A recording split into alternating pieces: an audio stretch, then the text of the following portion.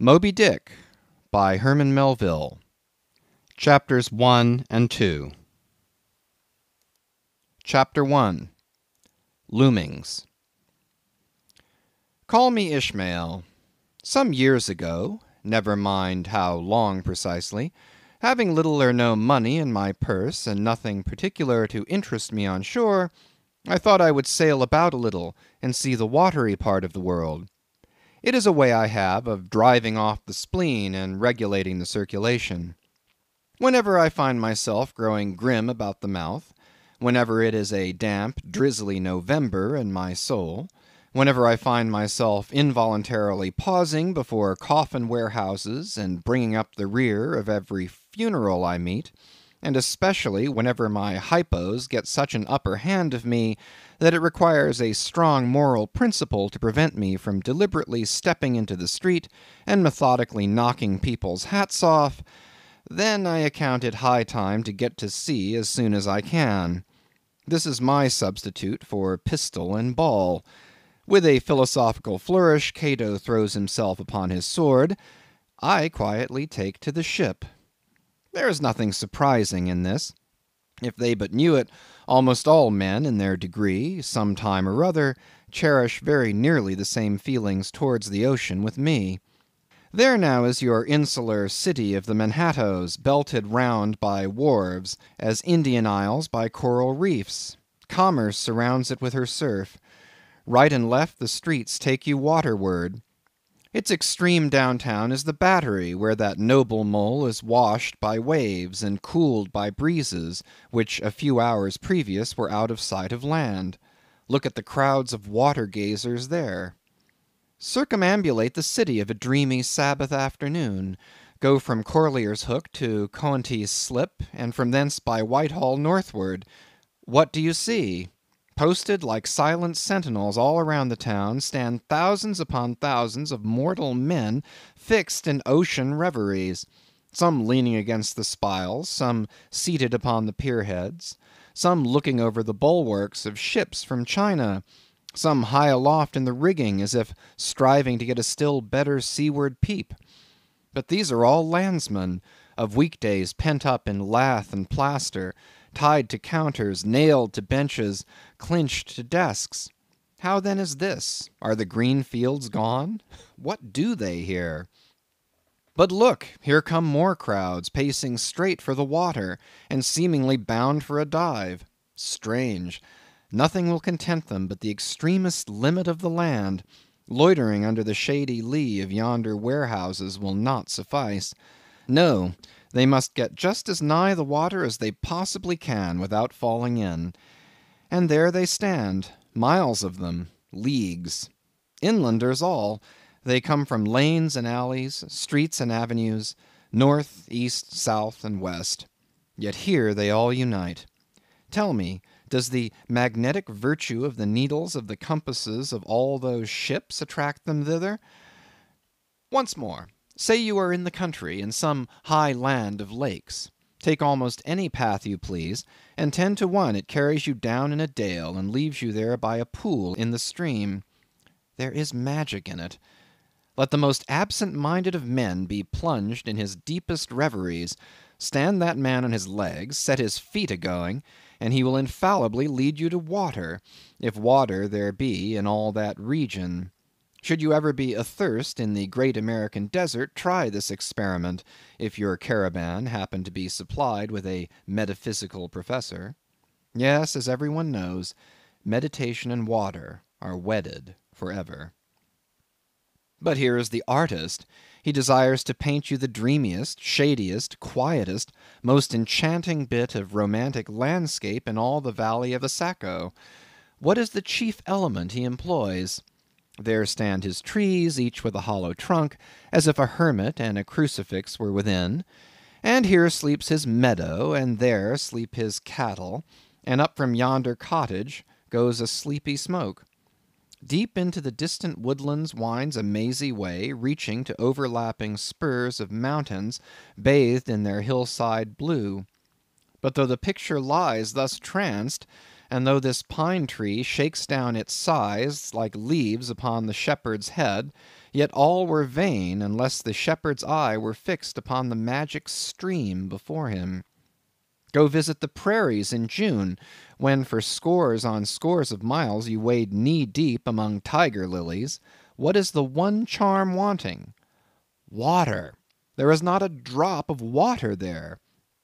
Were Niagara but a cataract of sand, would you travel your 1,000 miles to see it? Why did the poor poet of Tennessee, upon suddenly receiving 2 handfuls of silver, deliberate whether to buy him a coat, which he sadly needed, or invest the money in a pedestrian trip to Rockaway Beach? Why is almost every robust, healthy boy, with a robust, healthy soul in him, at some time or other crazy to go to sea? Why, upon your first voyage as a passenger, did you yourself feel such a mystical vibration, when first told that you and your ship were now out of sight of land? Why did the old Persians hold the sea holy? Why did the Greeks give it a separate deity, and own brother of Jove? Surely all of this is not without meaning. And still deeper the meaning of that story of Narcissus, who, because he could not grasp the tormenting mild image he saw in the fountain, plunged into it and was drowned. But that same image we ourselves see in all rivers and oceans. It is the image of the ungraspable phantom of life, and this is the key to it all. Now when I say I am in the habit of going to sea whenever I begin to grow hazy about the eyes and begin to be over-conscious of my lungs, I do not mean to have it inferred that I ever go to sea as a passenger. For to go as a passenger you must needs have a purse, and a purse is but a rag unless you have something in it. Besides, passengers get seasick, grow quarrelsome, don't sleep of nights, do not enjoy themselves much as a general thing. No, I never go as a passenger, nor, though I am something of a salt, do I ever go to sea as a commodore, or a captain, or a cook. I abandon the glory and distinction of such offices to those who like them.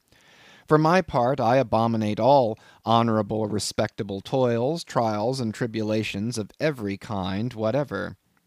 It is quite as much as I can do to take care of myself without taking care of ships, barks, brigs, schooners, and what not.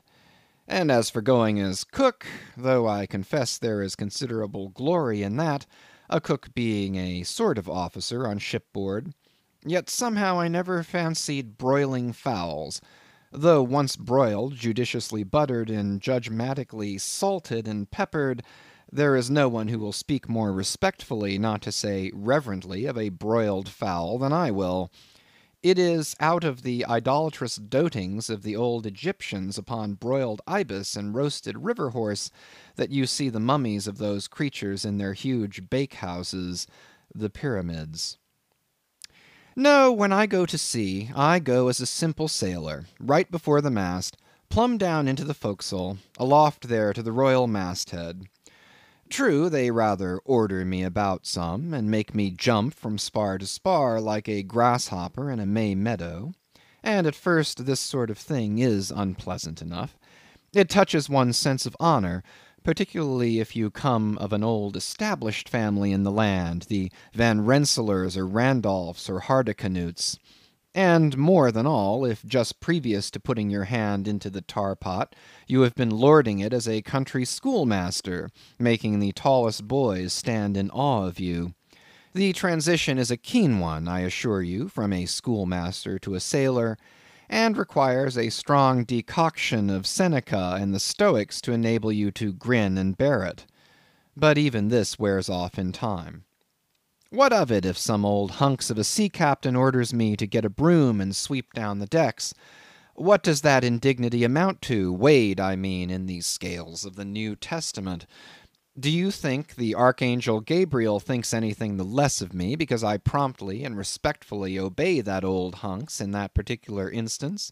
Who ain't a slave? Tell me that.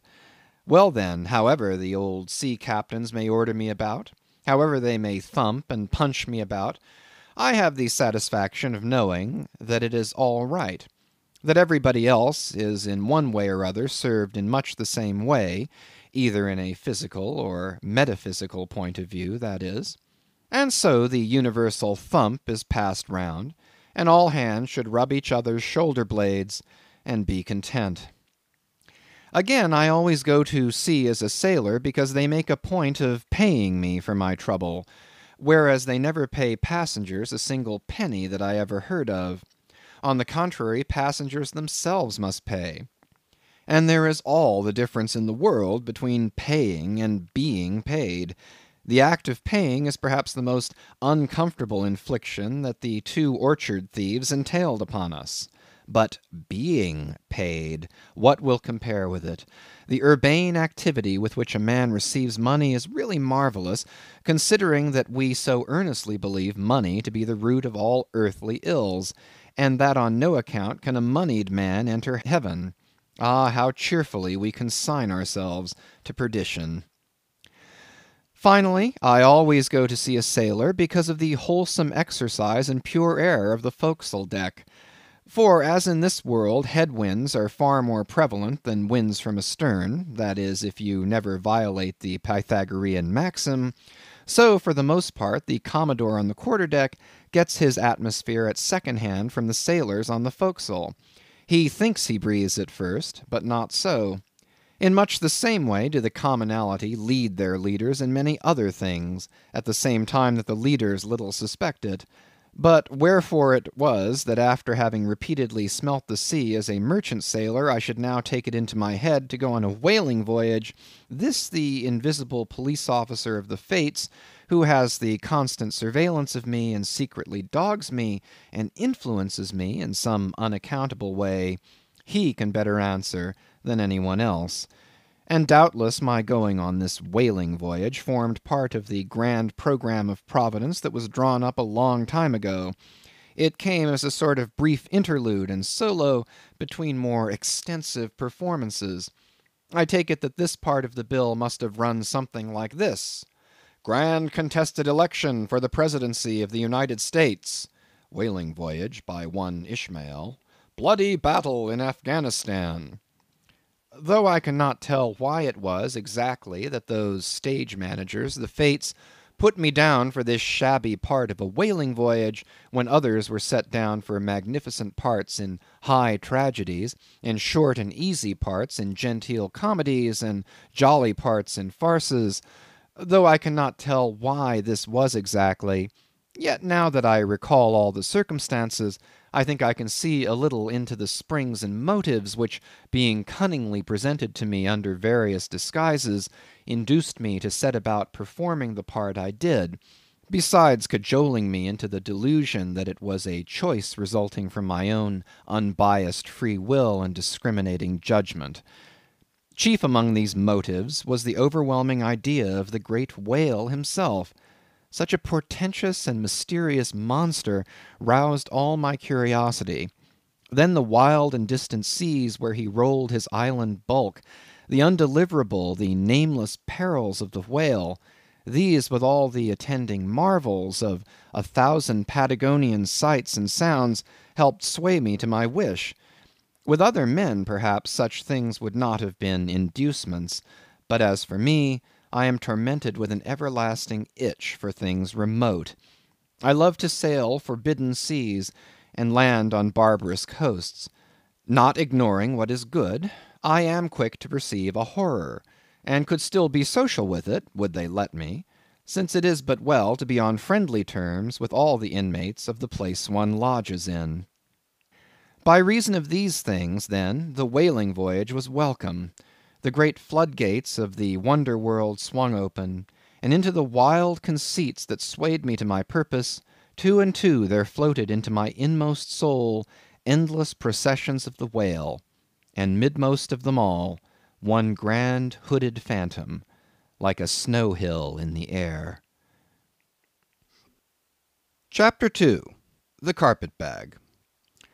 I stuffed a shirt or two into my old carpet bag, tucked it under my arm, and started for Cape Horn in the Pacific. Quitting the good city of Old Manhattan, I duly arrived in New Bedford. It was a Saturday night in December. Much was I disappointed upon learning that the little packet for Nantucket had already sailed, and that no way of reaching that place would offer till the following Monday. As most candidates for the pains and penalties of whaling stop at this same New Bedford, thence to embark on their voyage, it may as well be related that I, for one, had no idea of so doing. For my mind was made up to sail in no other than a Nantucket craft, because there was a fine boisterous something about everything connected with that famous old island which amazingly pleased me.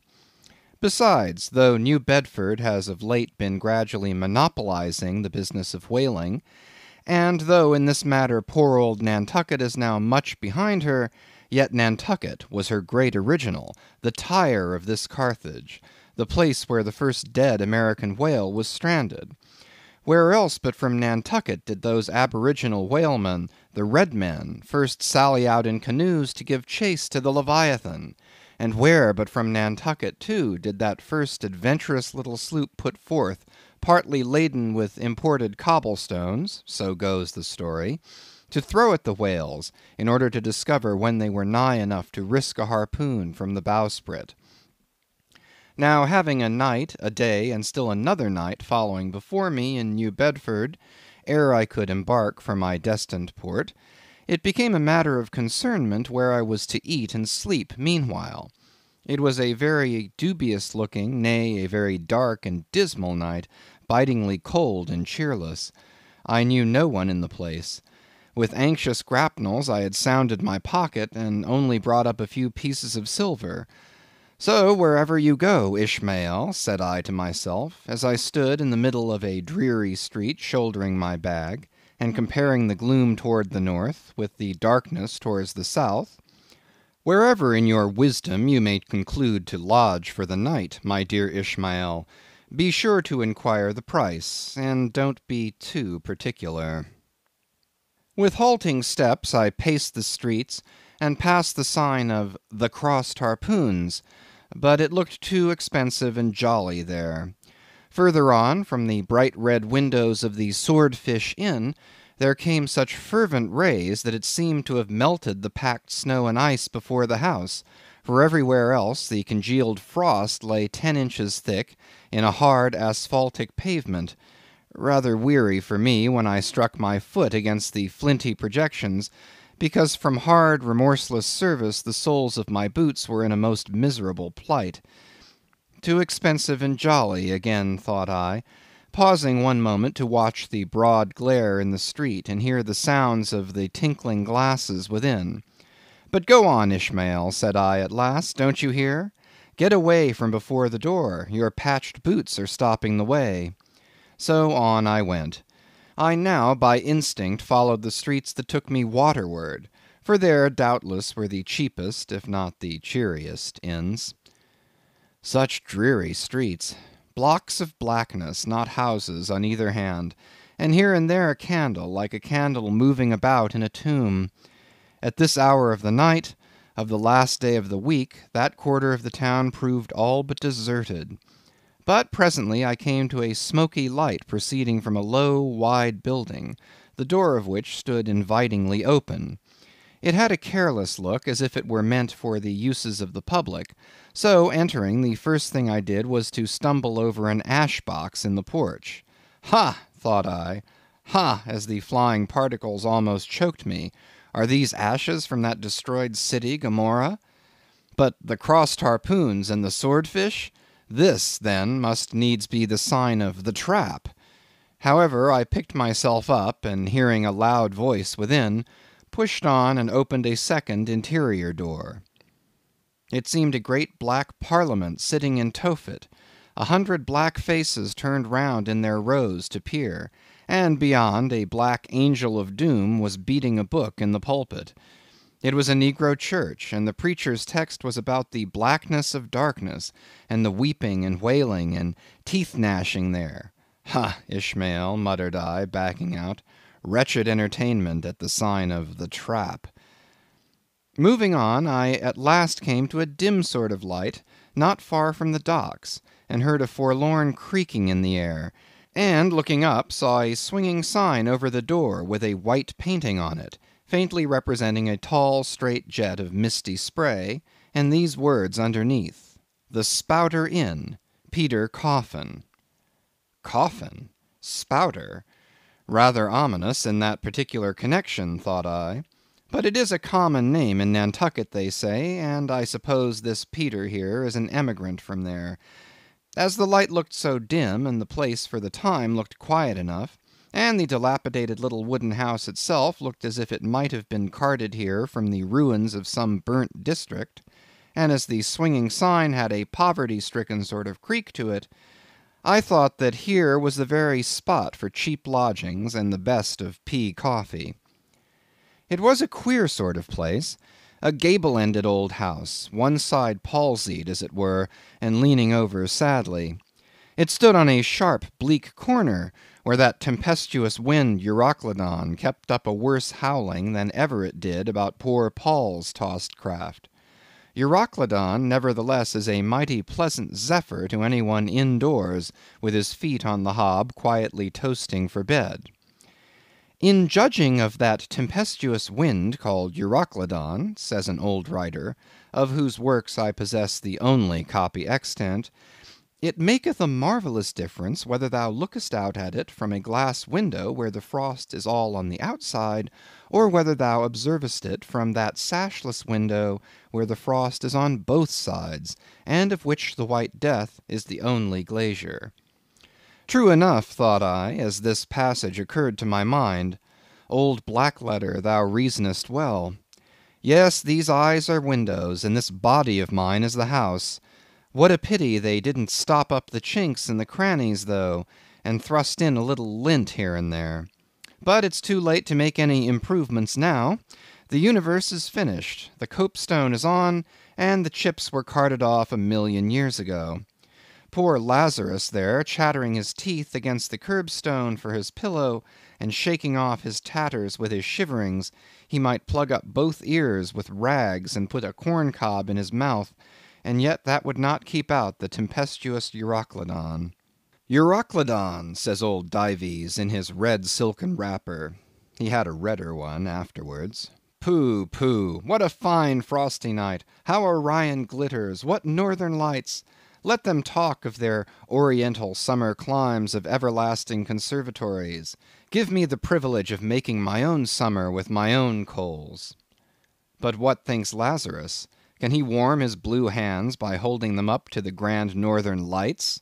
Would not Lazarus rather be in Sumatra than here? Would he not far rather lay him down lengthwise along the line of the equator? Yea, ye gods, go down to the fiery pit itself in order to keep out this frost? Now that Lazarus should lie stranded there on the curbstone before the door of Dives, this is more wonderful than that an iceberg should be moored to one of the Moluccas. Yet Dives himself, he too lives like a czar in an ice palace made of frozen sighs, and being president of a temperance society, he only drinks the tepid tears of orphans. But no more of this blubbering now. We are going a whaling, and there is plenty of that yet to come. Let us scrape the ice from our frosted feet, and see what sort of a place this spouter may be. End of chapters 1 and 2. Moby Dick, by Herman Melville, Chapter 3. The Spouter Inn. Entering that gable-ended Spouter Inn, you found yourself in a wide, low, straggling entry, with old-fashioned wainscots, reminding one of the bulwarks of some condemned old craft. On one side hung a very large oil painting, so thoroughly besmoked, and every way defaced, that in the unequal cross-lights by which you viewed it, it was only by diligent study and a series of systematic visits to it, and careful inquiry of the neighbors, that you could any way arrive at an understanding of its purpose. Such unaccountable masses of shades and shadows, that at first you almost thought some ambitious young artist, in the time of the New England hags, had endeavored to delineate chaos bewitched. But by dint of much and earnest contemplation and oft-repeated ponderings, and especially by throwing open the little window towards the back of the entry, you might at last come to the conclusion that such an idea, however wild, might not be altogether unwarranted. But what most puzzled and confounded you was a long, limber, portentous black mass of something hovering at the center of the picture, over three blue, dim, perpendicular lines floating in a nameless yeast. A boggy, soggy, squitchy picture, truly, enough to drive a nervous man distracted. Yet was there a sort of indefinite, half-attained, unimaginable sublimity about it that fairly froze you to it, till you involuntarily took an oath with yourself to find out what that marvelous painting meant. Ever and anon a bright but alas deceptive idea would dart you through. It's the Black Sea in a midnight gale. It's the unnatural combat of the four primal elements. It's a blasted heath. It's a Hyperborean winter scene. It's the breaking up of the icebound stream of time. But at last all these fancies yielded to that one portentous something in the picture's midst. That once found out, and all the rest were plain. But stop. Does it not bear a faint resemblance to a gigantic fish? Even the great Leviathan himself? In fact, the artist's design seemed this, a final theory of my own, partly based upon the aggregated opinions of many aged persons with whom I conversed upon the subject. The picture represents a Cape Horner in a great hurricane, the half-foundered ship weltering there with its three dismantled masts alone visible, and an exasperated whale, purposing to spring clean over the craft, is in the enormous act of impaling himself upon the three mastheads. The opposite wall of this entry was hung over with a heathenish array of monstrous clubs and spears. Some were thickly set with glittering teeth resembling ivory saws, others were tufted with knots of human hair, and one was sickle-shaped, with a vast handle sweeping round like the segment made in the new-mown grass by a long-armed mower. You shuddered as you gazed, and wondered what monstrous cannibal and savage could ever have gone a death-harvesting with such a hacking, horrifying implement. Mixed with these were rusty old whaling lances and harpoons all broken and deformed. Some were storied weapons. With this once long last, now wildly elbowed, 50 years ago did Nathan Swain kill 15 whales between a sunrise and a sunset. And that harpoon, so like a corkscrew now, was flung in the Javan seas and run away with by a whale years afterwards slain off the Cape of Blanco. The original iron entered nigh the tail, and, like a restless needle sojourning in the body of a man, travelled full 40 feet, and at last was found embedded in the hump. Crossing this dusky entry, and on through yon low-arched way, cut through what in old times must have been a great central chimney with fireplaces all round, you enter the public room. A still duskier place as this, with such low ponderous beams above, and such old wrinkled planks beneath, that you would almost fancy you trod some old craft's cockpits, especially of such a howling night, when this corner-anchored old ark rocked so furiously. On one side stood a long, low, shelf-like table covered with cracked glass cases, filled with dusty rarities gathered from this wide world's remotest nooks. Projecting from the further angle of the room stands a dark-looking den, the bar, a rude attempt at a right whale's head. Be that how it may, there stands the vast arched bone of the whale's jaw, so wide a coach might almost drive beneath it. Within are shabby shelves, ranged round with old decanters, bottles, flasks, and in those jaws of swift destruction, like another cursed Jonah, by which name indeed they called him, bustles a little withered old man, who, for their money, dearly sells the sailors deliriums and death. Abominable are the tumblers into which he pours his poison. Though true cylinders without, within the villainous green goggling glasses deceitfully tapered downwards to a cheating bottom. Parallel meridians rudely pecked into the glass surround these footpads goblets. Fill to this mark, and your charge is but a penny. To this, a penny more, and so on to the full glass, the Cape Horn measure, which you may gulp down for a shilling. Upon entering the place, I found a number of young seamen gathered about a table, examining by a dim light the divers specimens of scrimshander. I sought the landlord, and telling him I desired to be accommodated with a room, received for answer that his house was full, not a bed unoccupied. "But avast," he added, tapping his forehead, "you hain't no objections to sharing a harpooneer's blanket, have ye? I suppose you're going a whaling, so you better get used to that sort of thing." I told him that I never liked to sleep two in a bed, that if I should ever do so, it would depend upon who the harpooneer might be, and that if he, the landlord, really had no other place for me, and the harpooneer was not decidedly objectionable, why, rather than wander further about a strange town on so bitter a night, I would put up with the half of any decent man's blanket. "I thought so. All right, take a seat. Supper? You want supper? Supper'll be ready directly." I sat down on an old wooden settle, carved all over like a bench on the battery. At one end a ruminating tar was still further adorning it with his jackknife, stooping over and diligently working away at the space between his legs. He was trying his hand at a ship under full sail, but he didn't make much headway, I thought.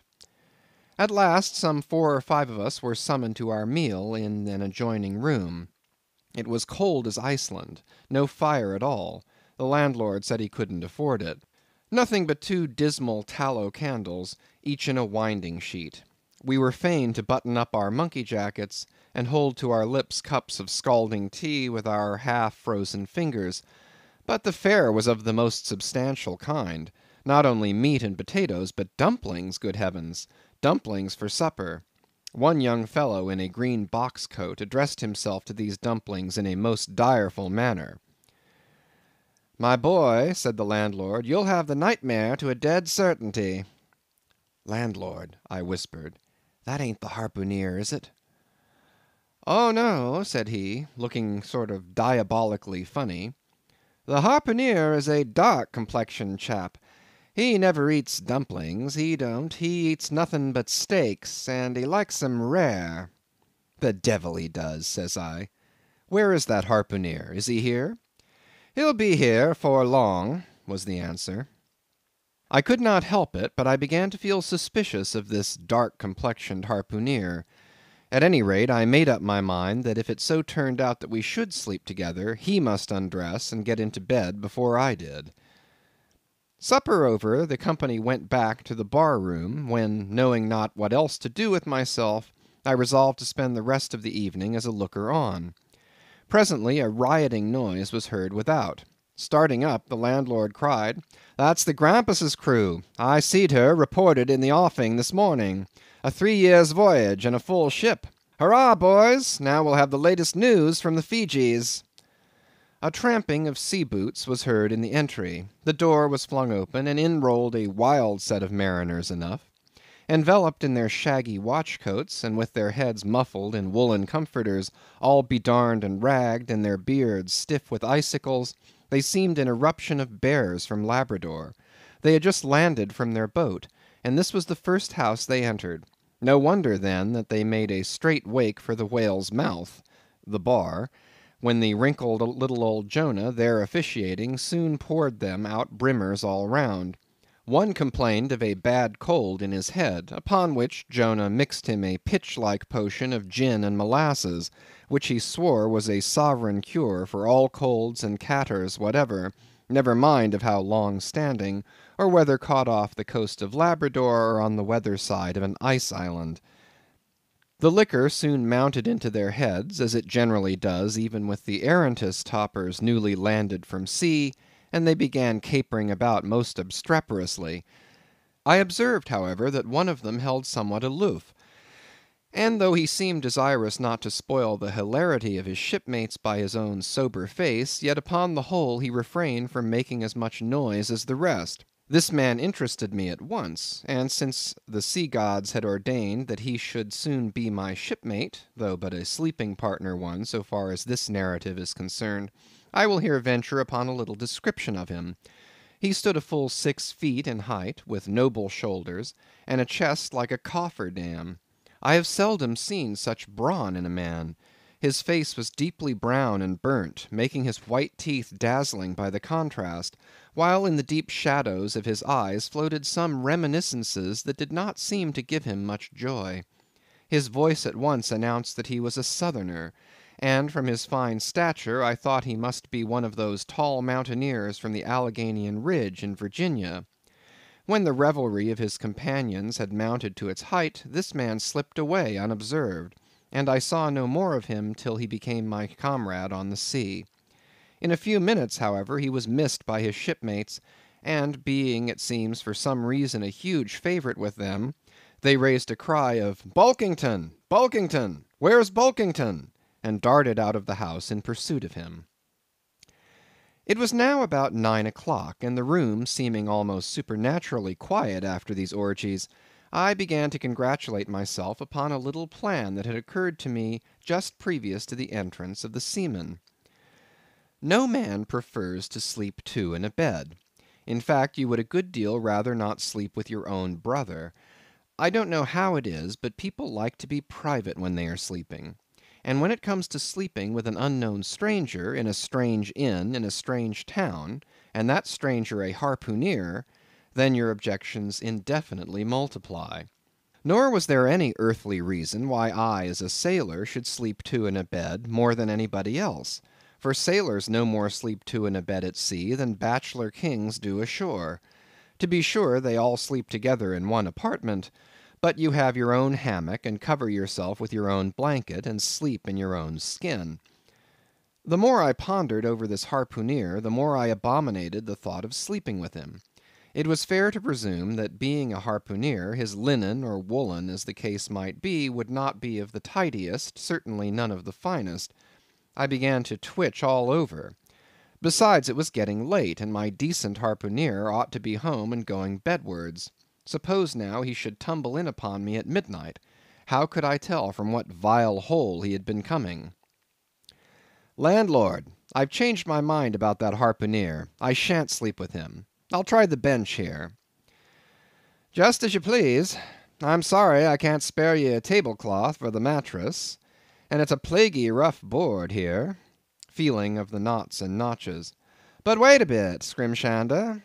I've got a carpenter's plane there in the bar. Wait, I say, and I'll make ye snug enough." So saying, he procured the plane, and with his old silk handkerchief first dusting the bench, vigorously set to planing away at my bed, the while grinning like an ape. The shavings flew right and left, till at last the plane iron came bump against an indestructible knot. The landlord was near spraining his wrist, and I told him for heaven's sake to quit. The bed was soft enough to suit me, and I did not know how all the planing in the world could make eider down of a pine plank. So gathering up the shavings with another grin, and throwing them into the great stove in the middle of the room, he went about his business, and left me in a brown study. I now took the measure of the bench, and found that it was a foot too short, but that could be mended with a chair. But it was a foot too narrow, and the other bench in the room was about 4 inches higher than the planed one, so there was no yoking them. I then placed the first bench lengthwise along the only clear space against the wall, leaving a little interval between for my back to settle down in. But I soon found that there came such a draught of cold air over me from under the sill of the window, that this plan would never do at all, especially as another current from the rickety door met the one from the window, and both together formed a series of small whirlwinds in the immediate vicinity of the spot where I had thought to spend the night. The devil fetch that harpooneer, thought I. But stop, couldn't I steal a march on him? Bolt his door inside, and jump into his bed, not to be wakened by the most violent knockings? It seemed no bad idea, but upon second thoughts I dismissed it. For who could tell but what the next morning, so soon as I popped out of the room, the harpooneer might be standing in the entry, all ready to knock me down? Still, looking round me again, and seeing no possible chance of spending a sufferable night unless in some other person's bed, I began to think that after all I might be cherishing unwarrantable prejudices against this unknown harpooneer. Thinks I, I'll wait a while. He must be dropping in before long. I'll have a good look at him then, and perhaps we may become jolly good bedfellows after all. There's no telling. But though the other boarders kept coming in by ones, twos, and threes, and going to bed, yet no sign of my harpooneer. "Landlord," said I, "what sort of chap is he? Does he always keep such late hours?" It was now hard upon 12 o'clock.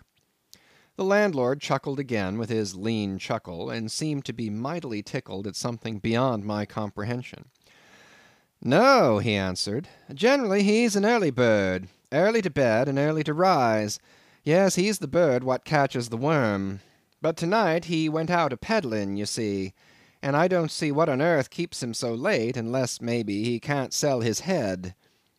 "Can't sell his head! What sort of a bamboozlingly story is this you're telling me?" getting into a towering rage. "Do you pretend to say, landlord, that this harpooneer is actually engaged this blessed Saturday night, or rather Sunday morning, in peddling his head around town?" "That's precisely it," said the landlord, "and I told him he couldn't sell it here, the market's overstocked." "With what?" shouted I. "With heads, to be sure. Ain't there too many heads in the world?" "I tell you what it is, landlord," I said quite calmly, "you'd better stop spinning that yarn to me. I am not green."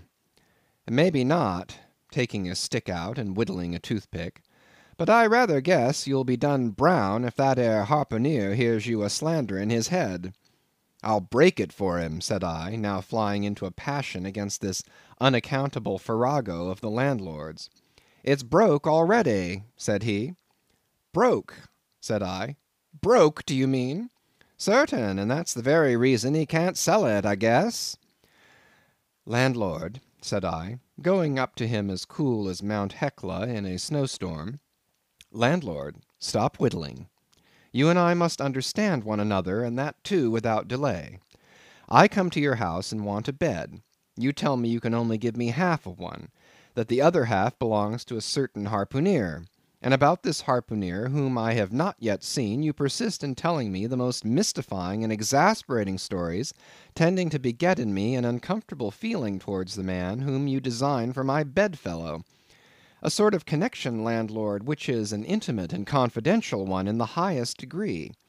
I now demand of you to speak out and tell me who and what this harpooneer is, and whether I shall be in all respects safe to spend the night with him. And in the first place, you will be so good as to unsay that story about selling his head, which, if true, I take to be good evidence that this harpooneer is stark mad, and I've no idea of sleeping with a madman. And you, sir, you, I mean, landlord, you, sir, by trying to induce me to do so knowingly, would thereby render yourself liable to a criminal prosecution." "Well," said the landlord, fetching a long breath, "that's a pretty long sermon for a chap that rips a little now and then.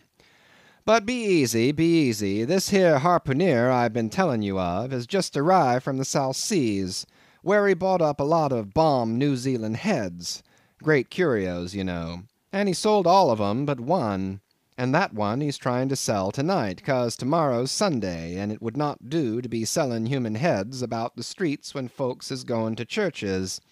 He wanted to last Sunday, but I stopped him just as he was going out the door with 4 heads strung on a string, for all the earth like a string of onions." This account cleared up the otherwise unaccountable mystery, and showed that the landlord after all had no idea of fooling me. But at the same time, what could I think of a harpooneer who stayed out of a Saturday night clean into the holy Sabbath, engaged in such a cannibal business as selling the heads of dead idolaters? "Depend upon it, landlord, that harpooneer is a dangerous man." "He pays regular," was the rejoinder. "But come, it's getting dreadful late. You'd better be turning flukes. It's a nice bed. Sal and me slept in that ere bed the night we was spliced. There's plenty of room for 2 to kick about in that bed. It's an almighty big bed, that. Why, afore we give it up, Sal used to put our Sam and little Johnny in the foot of it.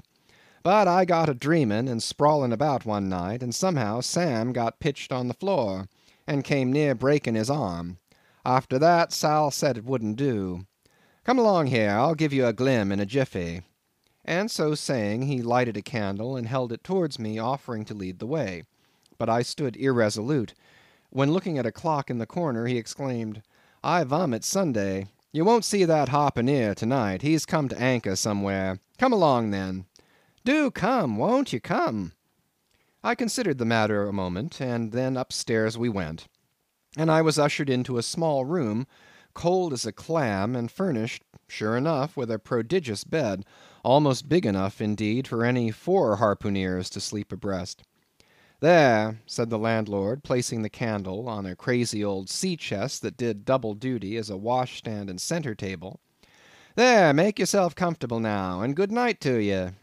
I turned round from eyeing the bed, but he had disappeared. Folding back the counterpane, I stood over the bed. Though none of the most elegant, it yet stood the scrutiny tolerable well.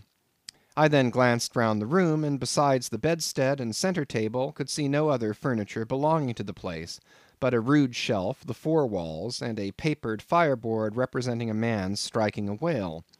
Of things not properly belonging to the room, there was a hammock lashed up and thrown upon the floor in one corner, also a large seaman's bag containing the harpooneer's wardrobe, no doubt in lieu of a land trunk. Likewise there was a parcel of outlandish bone fish-hooks on the shelf over the fireplace, and a tall harpoon standing at the head of the bed. But what is this on the chest? I took it up, and held it close to the light, and felt it, and smelt it, and tried every way possible to arrive at some satisfactory conclusion concerning it. I can compare it to nothing but a large door-mat, ornamented at the edges with little tinkling tags, something like the stained porcupine quills round an Indian moccasin. There was a hole or slit in the middle of this mat, as you see the same in South American ponchos. But could it be possible that any sober harpooneer could get into a door-mat and parade the streets of any Christian town in that sort of guise? I put it on to try it, and it weighed me down like a hamper, being uncommonly shaggy and thick, and I thought a little damp, as though this mysterious harpooneer had been wearing it of a rainy day. I went up to it in a bit of glass stuck against the wall, and I never saw such a sight in my life. I tore myself out of it in such a hurry that I gave myself a kink in the neck. I sat down on the side of the bed and commenced thinking about this head-peddling harpooneer and his door-mat. After thinking some time on the bedside, I got up and took off my monkey jacket, and then stood in the middle of the room thinking. Then I took off my coat, and thought a little more in my shirt sleeves. But beginning to feel very cold now, half undressed as I was, and remembering what the landlord said about the harpooneer's not coming home at all that night, it being so very late, I made no more ado, but jumped out of my pantaloons and boots, and then blowing out the light, tumbled into bed, and commended myself to the care of Heaven. Whether that mattress was stuffed with corn cobs or broken crockery, there is no telling, but I rolled about a good deal, and could not sleep for a long time. At last I slid off into a light doze, and had pretty nearly made a good offing towards the land of Nod, when I heard a heavy footfall in the passage, and saw a glimmer of light come into the room from under the door. Lord save me, thinks I, that must be the harpooneer, the infernal head peddler. But I lay perfectly still, and resolved not to say a word till spoken to. Holding a light in one hand, and that identical New Zealand head in the other, the stranger entered the room, and without looking towards the bed, placed his candle a good way off from me on the floor in one corner, and then began working away at the knotted cords of the large bag I before spoke of as being in the room. I was all eagerness to see his face, but he kept it averted for some time while employed in unlacing the bag's mouth. This accomplished, however, he turned round, when, good heavens, what a sight! Such a face! It was of a dark purplish yellow colour, here and there stuck over with large blackish looking squares. Yes, it's just as I thought, he's a terrible bedfellow. He's been in a fight, got dreadfully cut, and here he is just from the surgeon. But at that moment he chanced to turn his face so towards the light that I plainly saw they could not be sticking plasters at all, those black squares on his cheeks. They were stains of some sort or other. At first I knew not what to make of this, but soon an inkling of the truth occurred to me. I remembered a story of a white man, a whaleman too, who falling among the cannibals had been tattooed by them. I concluded that this harpooneer in the course of his distant voyages must have met with a similar adventure. And what is it, thought I, after all? It's only his outside. A man can be honest in any sort of skin. But then, what to make of his unearthly complexion? That part of it, I mean, lying round about and completely independent of the squares of tattooing.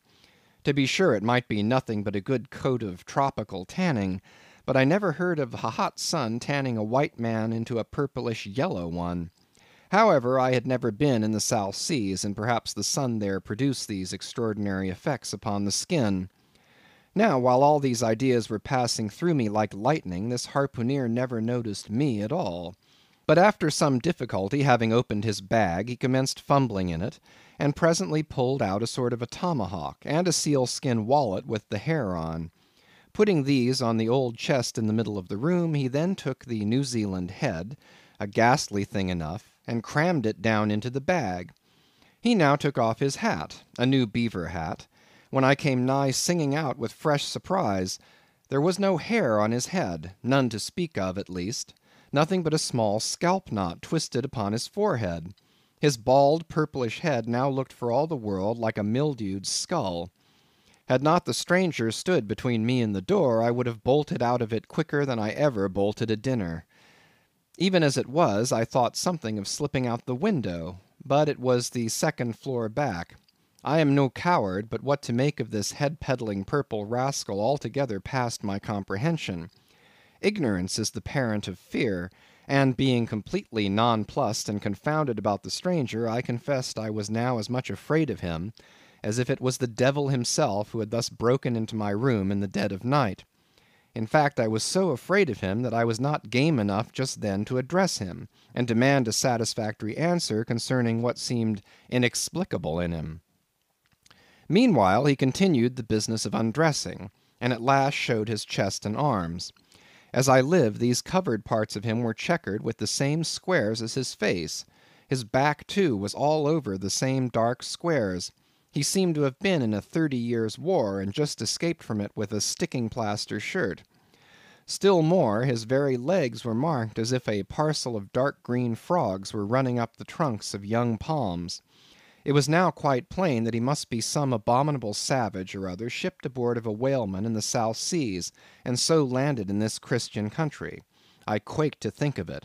A peddler of heads, too; perhaps the heads of his own brothers. He might take a fancy to mine.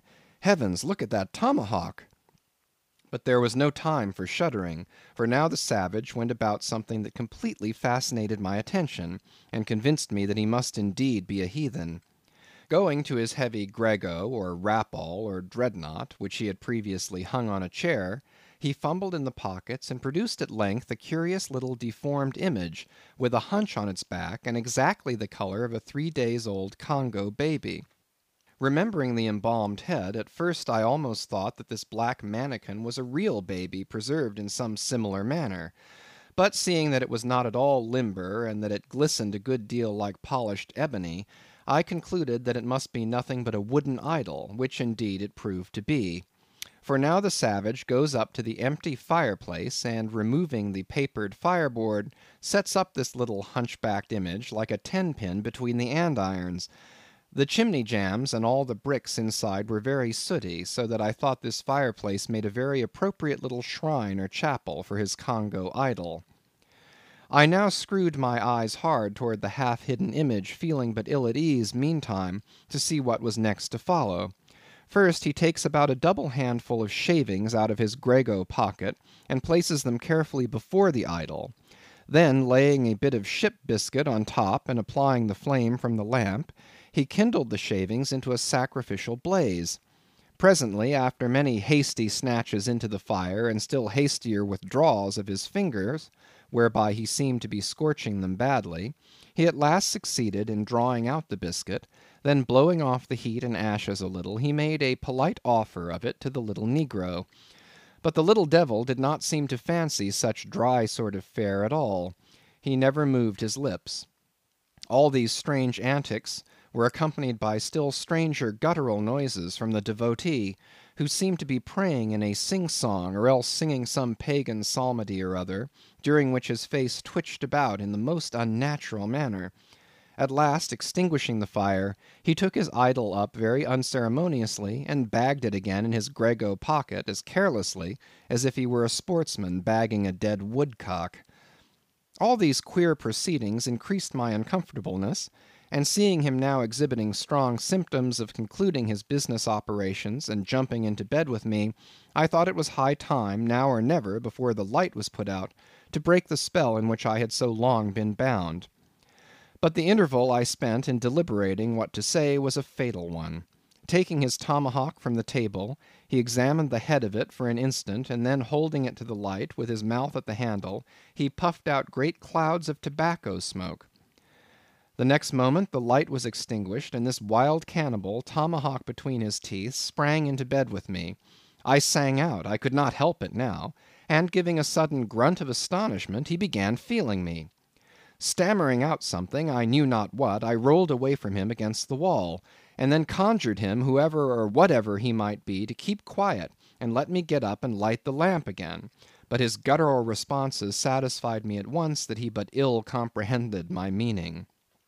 "Who e debbil you?" he said at last. "You no speaky, damn me, I kill ye." And so saying, the lighted tomahawk began flourishing about me in the dark. "Landlord, for God's sake, Peter Coffin!" shouted I. "Landlord! Watch! Coffin! Angel, save me!" "Speaky, tell ye me who ye be, or damn me, I kill ye!" again growled the cannibal, while his horrid flourishings of the tomahawk scattered the hot tobacco ashes about me till I thought my linen would get on fire.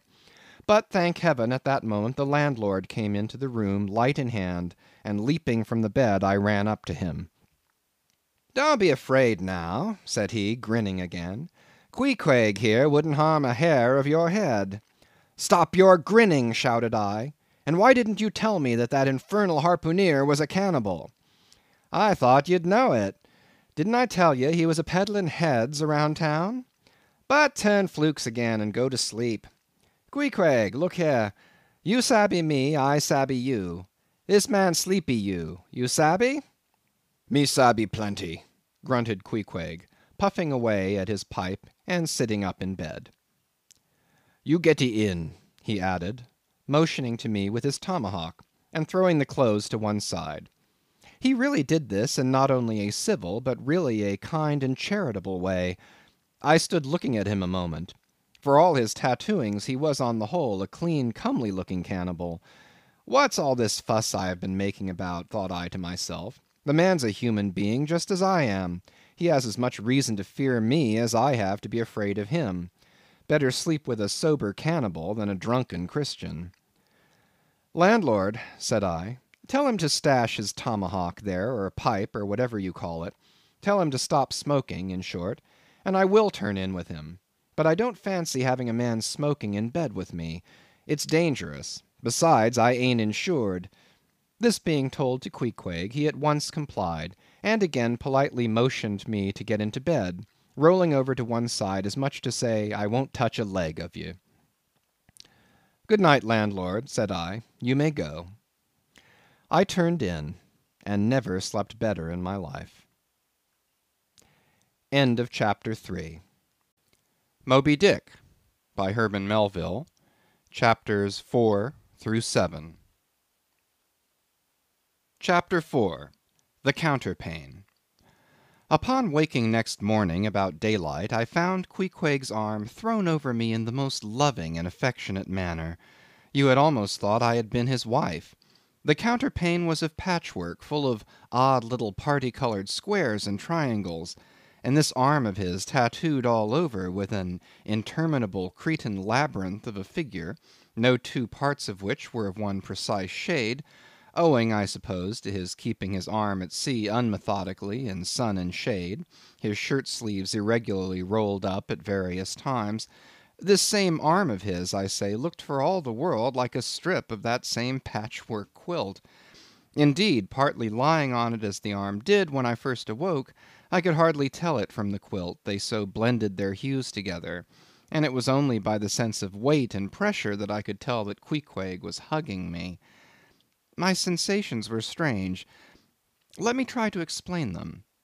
When I was a child, I well remember a somewhat similar circumstance that befell me. Whether it was a reality or a dream, I never could entirely settle. The circumstance was this. I had been cutting up some caper or other. I think it was trying to crawl up the chimney, as I had seen a little sweep do a few days previous, and my stepmother, who somehow or other was all the time whipping me, or sending me to bed supperless. My mother dragged me by the legs out of the chimney and packed me off to bed, though it was only 2 o'clock in the afternoon of the 21st June, the longest day of the year in our hemisphere.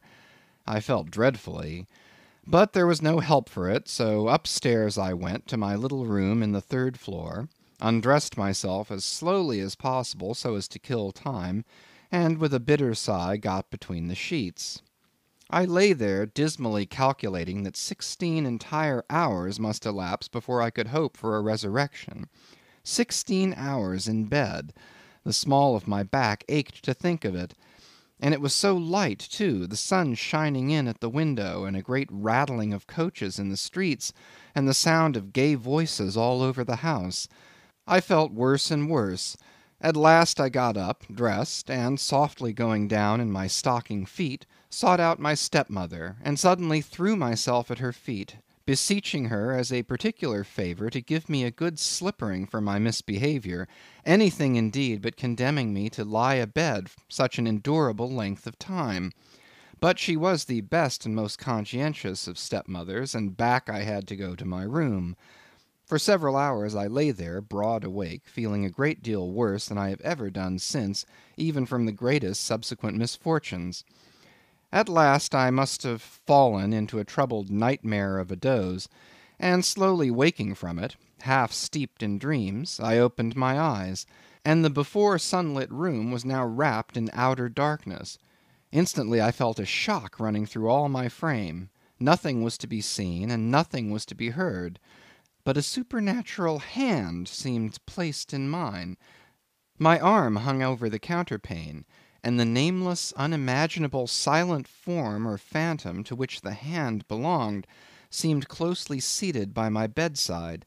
For what seemed ages piled on ages, I lay there, frozen with the most awful fears, not daring to drag away my hand, yet ever thinking that if I could but stir it one single inch, the horrid spell would be broken. I knew not how this consciousness at last glided away from me, but waking in the morning, I shudderingly remembered it all, and for days and weeks and months afterwards, I lost myself in confounding attempts to explain the mystery. Nay, to this very hour, I often puzzle myself with it.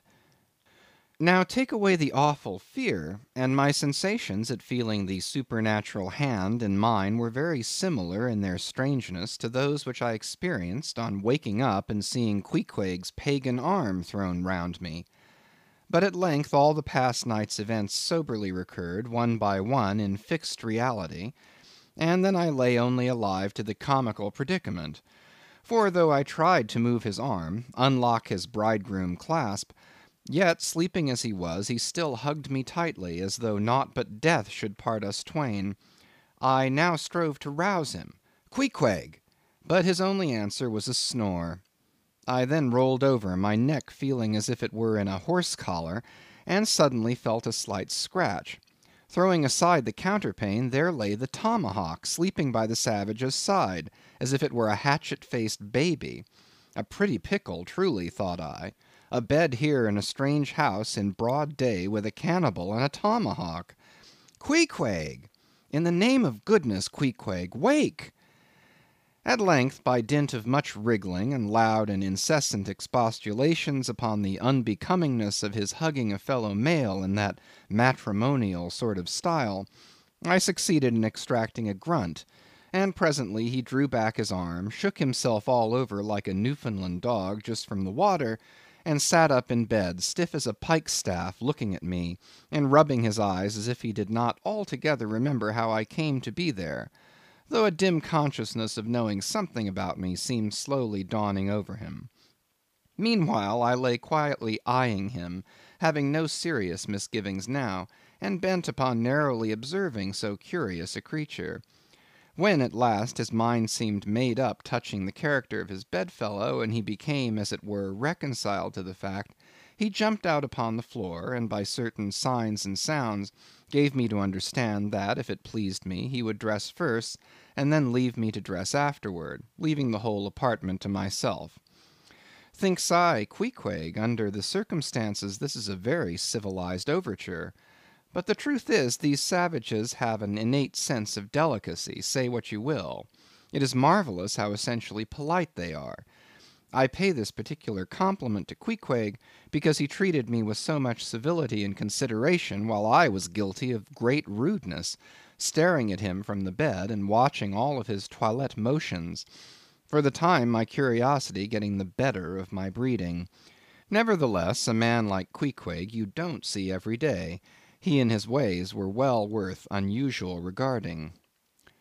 He commenced dressing at top by donning his beaver hat, a very tall one, by the by, and then, still minus his trousers, he hunted up his boots. What under the heavens he did it for, I cannot tell, but his next movement was to crush himself, boots in hand and hat on, under the bed, when, from sundry violent gaspings and strainings, I inferred he was hard at work booting himself, though by no law of propriety that I ever heard of is any man required to be private when putting on his boots. But Queequeg, do you see, was a creature in the transition stage, neither caterpillar nor butterfly. He was just enough civilized to show off his outlandishness in the strangest possible manners. His education was not yet completed. He was an undergraduate. If he had not been a small degree civilized, he probably would not have troubled himself with boots at all. But then, if he had not been still a savage, he never would have dreamt of getting under the bed to put them on. At last he emerged with his hat very much dented and crushed down over his eyes, and began creaking and limping about the room, as if not being much accustomed to boots, his pair of damp, wrinkled, cowhide ones, probably not made to order either, rather pinched and tormented him at the first go off of a bitter cold morning.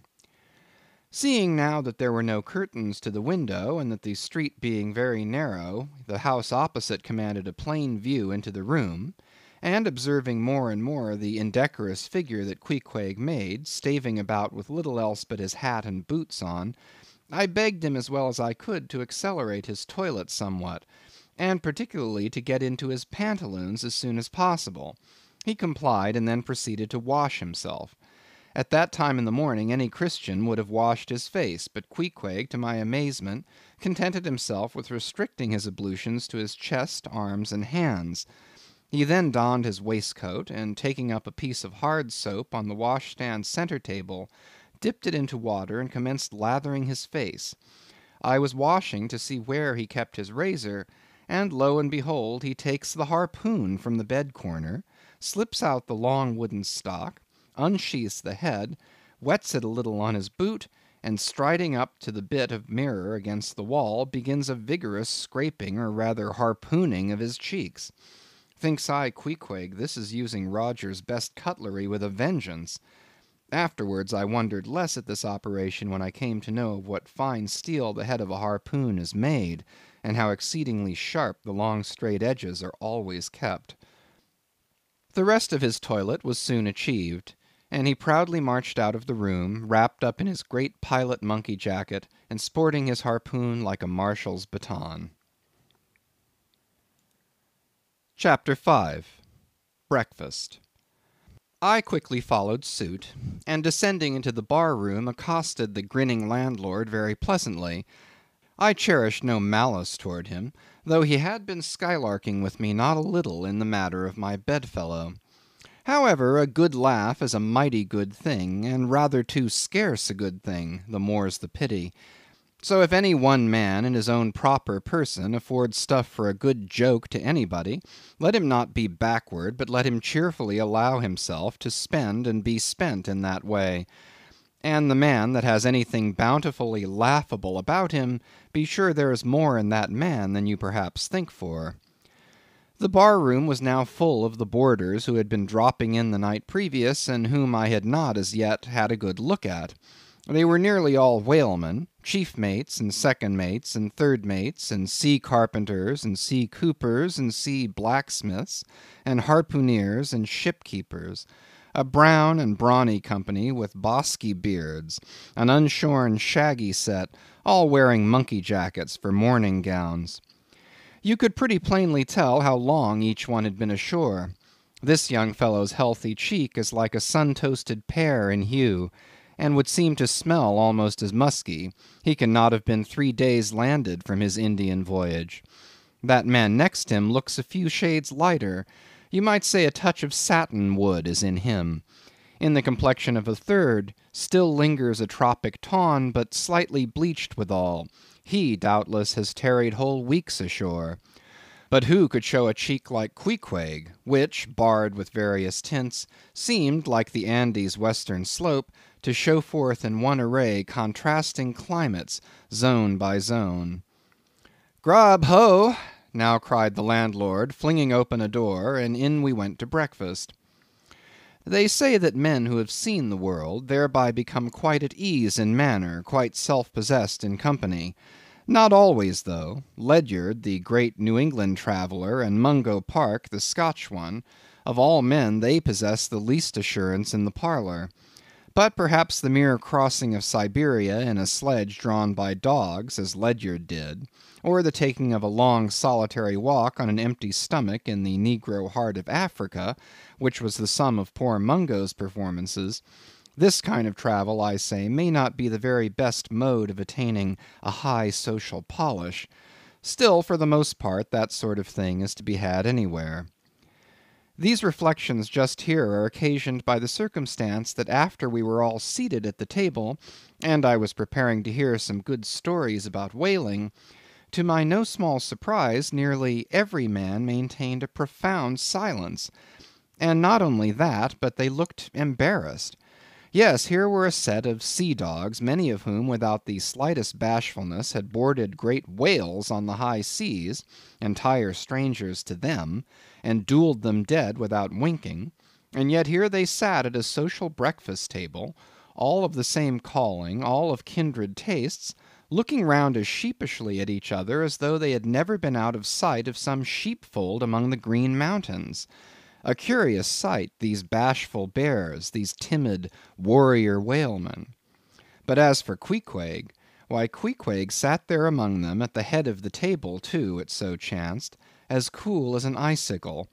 To be sure, I cannot say much for his breeding. His greatest admirer could not have cordially justified his bringing his harpoon into breakfast with him, and using it there without ceremony, reaching over the table with it to the imminent jeopardy of many heads, and grappling the beefsteaks toward him. But that was certainly very coolly done by him, and every one knows that in most people's estimation to do anything coolly is to do it genteelly. We will not speak of all Queequeg's peculiarities here, how he eschewed coffee and hot rolls, and applied his undivided attention to beefsteaks done rare. Enough that when breakfast was over he withdrew like the rest into the public room, lighted his tomahawk pipe, and was sitting there quietly digesting and smoking with his inseparable hat on, when I sallied out for a stroll. CHAPTER 6. The Street. If I had been astonished at first catching a glimpse of so outlandish an individual as Queequeg circulating among the polite society of a civilized town, that astonishment soon departed upon taking my first daylight stroll through the streets of New Bedford. In thoroughfares nigh the docks, any considerable seaport will frequently offer to view the queerest looking nondescripts from foreign parts. Even in Broadway and Chestnut streets, Mediterranean mariners will sometimes jostle the affrighted ladies. Regent street is not unknown to Lascars and Malays, and at Bombay, in the Apollo Green, live Yankees have often scared the natives. But New Bedford beats all Water Street and Wapping. In these last mentioned haunts you see only sailors, but in New Bedford actual cannibals stand chatting at street corners, savages outright, many of whom yet carry on their bones unholy flesh. It makes a stranger stare. But besides the Fijians, Tonga-Tabouars, Arromangoans, Panangians, and Brigians, and besides the wild specimens of the whaling craft which unheeded reel about the streets, you will see other sights still more curious, certainly more comical. There weekly arrive in this town scores of green Vermonters and New Hampshiremen, all athirst for gain and glory in the fishery. They are mostly young, of stalwart frames, fellows who have felled forests and now seek to drop the axe and snatch the whale lance. Many are as green as the green mountains whence they came. In some things you would think them but a few hours old. Look there, that chap strutting round the corner. He wears a beaver hat and swallow-tailed coat, girdled with a sailor belt and sheath knife. Here comes another with a southwester and a bombazine cloak. No town-bred dandy will compare with a country-bred one. I mean a downright bumpkin dandy. A fellow that, in the dog days, will mow his 2 acres in buckskin gloves for fear of tanning his hands. Now, when a country dandy like this takes it into his head to make a distinguished reputation, and joins the great whale fishery, you should see the comical things he does upon reaching the seaport. In bespeaking his sea outfit, he orders bell-buttons to his waistcoats, straps to his canvas trousers. Ah, poor hayseed, how bitterly will burst those straps in the first howling gale, when thou art driven, straps, button, and all, down the throat of the tempest. But think not that this famous town has only harpooneers, cannibals, and bumpkins to show her visitors. Not at all. Still New Bedford is a queer place. Had it not been for us whalemen, that tract of land would this day perhaps have been in as howling condition as the coast of Labrador. As it is, parts of her back country are enough to frighten one, they look so bony. The town itself is perhaps the dearest place to live in all New England. It is a land of oil, true enough, but not like Canaan; a land also of corn and wine. The streets do not run with milk, nor in the springtime do they pave them with fresh eggs.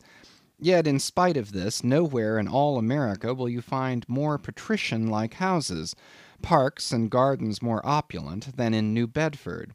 Whence came they? How planted upon this once scraggy scoria of a country? Go and gaze upon the iron emblematical harpoons round yonder lofty mansion, and your question will be answered. Yes, all these brave houses and flowery gardens came from the Atlantic, Pacific, and Indian Ocean. One and all, they were harpooned and dragged up hither from the bottom of the sea. Can Herr Alexander perform a feat like that? In New Bedford, fathers, they say, give whales for dowers to their daughters, and portion off their nieces with a few porpoises apiece. You must go to New Bedford to see a brilliant wedding, for they say they have reservoirs of oil in every house, and every night recklessly burn their lengths in spermaceti candles. In summer time the town is sweet to see, full of fine maples, long avenues of green and gold; and in August, high in air, the beautiful and bountiful horse-chestnuts, candelabra-wise, proffer the passer-by their tapering upright cones of congregated blossoms. So omnipotent is art, which in many a district of New Bedford has superinduced bright terraces of flowers upon the barren refuse rocks thrown aside at creation's final day. And the women of New Bedford, they bloom like their own red roses. But roses only bloom in summer, whereas the fine carnation of their cheeks is perennial as sunlight in the seventh heavens.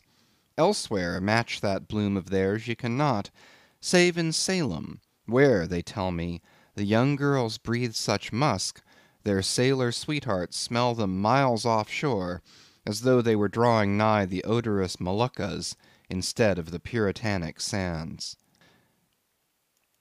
Chapter 7. The Chapel. In this same New Bedford there stands a whaleman's chapel, and few are the moody fishermen shortly bound for the Indian Ocean or Pacific who fail to make a Sunday visit to the spot. I am sure that I did not. Returning from my first morning stroll, I again sallied out upon this special errand. The sky had changed from clear, sunny cold to driving sleet and mist. Wrapping myself in my shaggy jacket of the cloth called bearskin, I fought my way against the stubborn storm.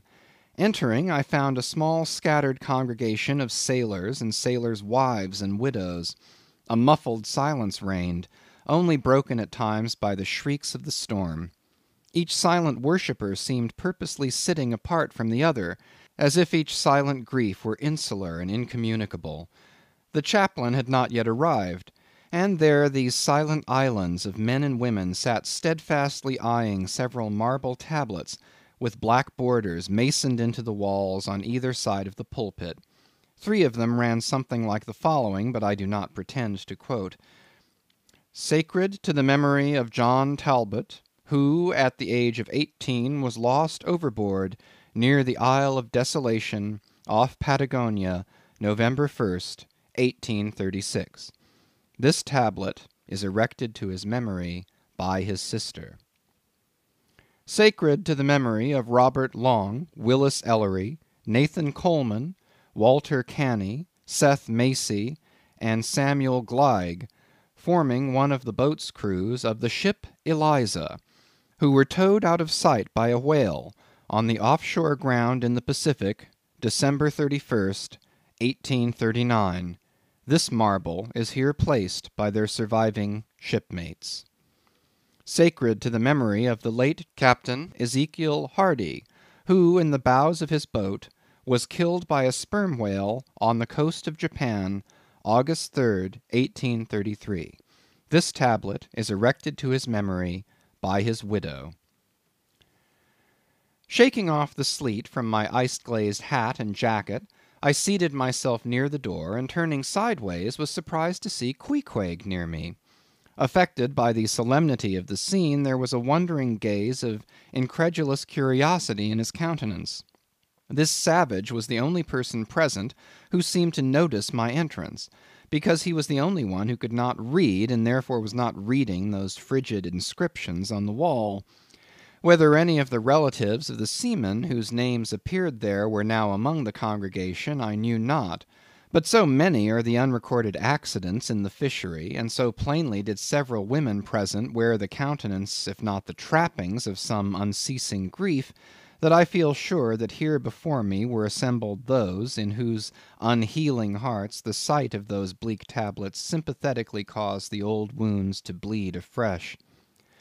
Oh, ye whose dead lie buried beneath the green grass, who, standing among flowers, can say, Here, here lies my beloved, ye know not the desolation that broods in bosoms like these.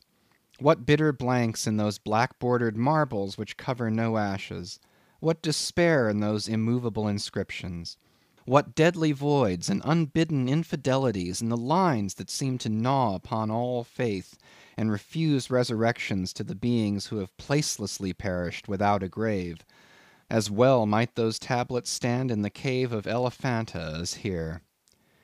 In what census of living creatures the dead of mankind are included, why it is that a universal proverb says of them that they tell no tales, though containing more secrets than the Goodwin Sands; how it is that to his name who yesterday departed for the other world we prefix so significant and infidel a word, and yet do not thus entitle him if he but embarks for the remotest Indies of this living earth; why the life insurance companies pay death forfeitures upon immortals; in what eternal unstirring paralysis and deadly hopeless trance yet lies antique Adam, who died 60 round centuries ago; how it is that we still refuse to be comforted for those who we nevertheless maintain are dwelling in unspeakable bliss; why all the living so strive to hush all the dead; wherefore but the rumor of a knocking in a tomb will terrify a whole city; all these things are not without their meanings.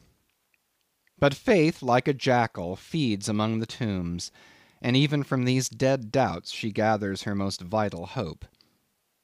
It needs scarcely be told with what feelings on the eve of a Nantucket voyage I regarded those marble tablets, and by the murky light of that darkened doleful day, read the fate of the whalemen who had gone before me.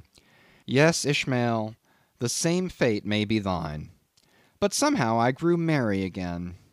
Delightful inducements to embark. Fine chance for promotion, it seems. Aye, a stove boat will make me an immortal by brevet. Yes, there is death in this business of whaling, a speechlessly quick, chaotic bundling of a man into eternity. But what then? Methinks we have hugely mistaken this matter of life and death. Methinks that what they call my shadow here on earth is my true substance. Methinks that in looking at things spiritual, we are too much like oysters, observing the sun through the water, and thinking that thick water the thinnest of air. Methinks my body is but the lees of my better being. In fact, take my body who will. Take it, I say. It is not me. And therefore, 3 cheers for Nantucket, and come a stove boat and stove body when they will. For stave my soul, Jove himself cannot. End of chapters 4 through 7. Moby Dick, by Herman Melville, chapters 8 and 9. Chapter 8. The Pulpit. I had not been seated very long ere a man of a certain venerable robustness entered. Immediately as the storm-pelted door flew back upon admitting him, a quick, regardful eyeing of him by all of the congregation sufficiently attested that this fine old man was the chaplain. Yes, it was the famous Father Mapple, so called by the whalemen, among whom he was a very great favourite. He had been a sailor and a harpooneer in his youth, but for many years past had dedicated his life to the ministry. At the time I now write of, Father Mapple was in the hardy winter of a healthy old age, that sort of old age which seems merging into a second flowering youth. For among all the fissures of his wrinkles there shone certain mild gleams of a newly developing bloom, the spring verdure peeping forth even beneath February's snow. No one having previously heard his history, could for the first time behold Father Mapple without the utmost interest, because there were certain engrafted clerical peculiarities about him, imputable to that adventurous maritime life he had led. When he entered, I observed that he carried no umbrella, and certainly had not come in his carriage, for his tarpaulin hat ran down with melting sleet, and his great pilot cloth jacket seemed almost to drag him to the floor with the weight of the water it had absorbed. However, hat and coat and overshoes were one by one removed, and hung up in a little space in an adjacent corner, when, arrayed in a decent suit, he quietly approached the pulpit. Like most old-fashioned pulpits, it was a very lofty one, and since a regular stairs to such a height would, by its long angle with the floor, seriously contract the already small area of the chapel, the architect, it seemed, had acted upon the hint of Father Mapple, and finished the pulpit without a stairs, substituting a perpendicular side ladder, like those used in mounting a ship from a boat at sea. The wife of a whaling captain had provided the chapel with a handsome pair of red worsted man-ropes for this ladder, which, being itself nicely headed and stained with a mahogany colour, the whole contrivance, considering what manner of chapel it was, seemed by no means in bad taste. Halting for an instant at the foot of the ladder, and with both hands grasping the ornamental knobs of the man-ropes, Father Mapple cast a look upwards, and then with a truly sailor-like but still reverential dexterity, hand over hand, mounted the steps as if ascending the main-top of his vessel. The perpendicular parts of this side ladder, as is usually the case with swinging ones, were of cloth-covered rope. Only the rounds were of wood, so that at every step there was a joint. At my first glimpse of the pulpit, it had not escaped me that however convenient for a ship, these joints in the present instance seemed unnecessary, for I was not prepared to see Father Mapple, after gaining the height, slowly turn round, and stooping over the pulpit, deliberately drag up the ladder step by step, till the whole was deposited within, leaving him impregnable in his little Quebec. I pondered some time without fully comprehending the reason for this. Father Mapple enjoyed such a wide reputation for sincerity and sanctity, that I could not suspect him of courting notoriety by any mere tricks of the stage. No, thought I, there must be some sober reason for this thing. Furthermore, it must symbolize something unseen. Can it be, then, that by that act of physical isolation, he signifies his spiritual withdrawal for the time from all outward worldly ties and connections? Yes, for replenished with the meat and wine of the Word, to the faithful man of God this pulpit, I see, is a self-containing stronghold, a lofty Ehrenbreitstein with a perennial well of water within the walls. But the side ladder was not the only strange feature of the place, borrowed from the chaplain's former seafarings. Between the marble cenotaphs on either hand of the pulpit, the wall which formed its back was adorned with a large painting representing a gallant ship beating against a terrible storm off a lee coast of black rocks and snowy breakers. But high above the flying scud and dark rolling clouds there floated a little isle of sunlight, from which beamed forth an angel's face, and this bright face shed a distinct spot of radiance upon the ship's tossed deck, something like that silver plate now inserted into the Victory's plank where Nelson fell. Ah, noble ship, the angel seemed to say, beat on, thou noble ship, and bear a hardy helm, for lo, the sun is breaking through, the clouds are rolling off, serenest azure is at hand. Nor was the pulpit itself without a trace of the same sea taste that had achieved the ladder and the picture. Its panelled front was in the likeness of a ship's bluff bows, and the Holy Bible rested on a projecting piece of scroll-work fashioned after a ship's fiddle-headed beak.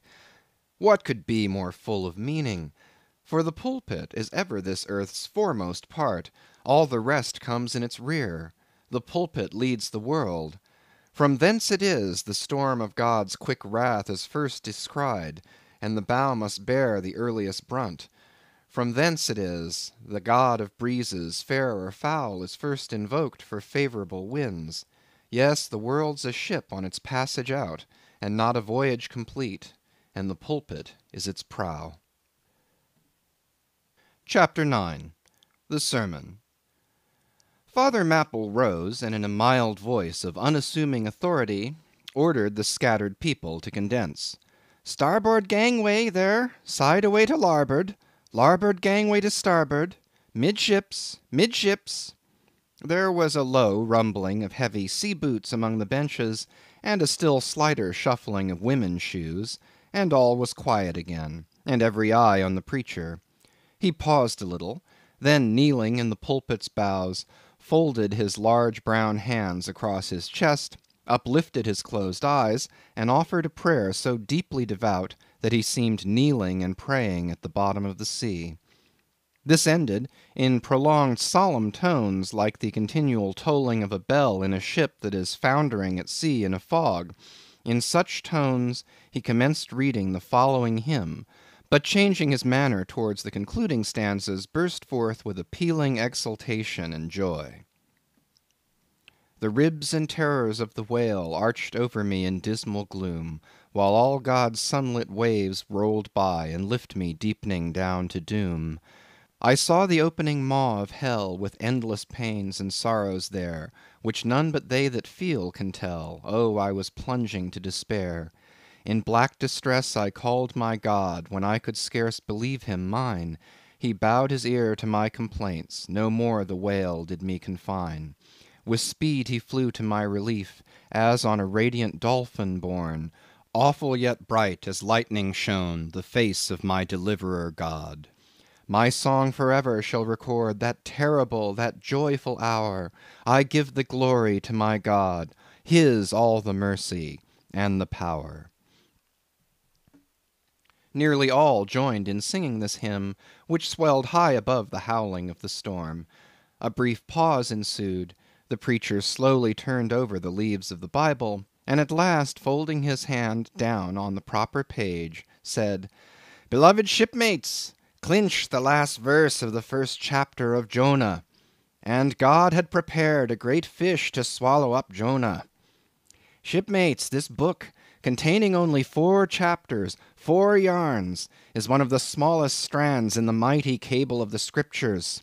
Yet what depths of the soul does Jonah's deep sea line sound?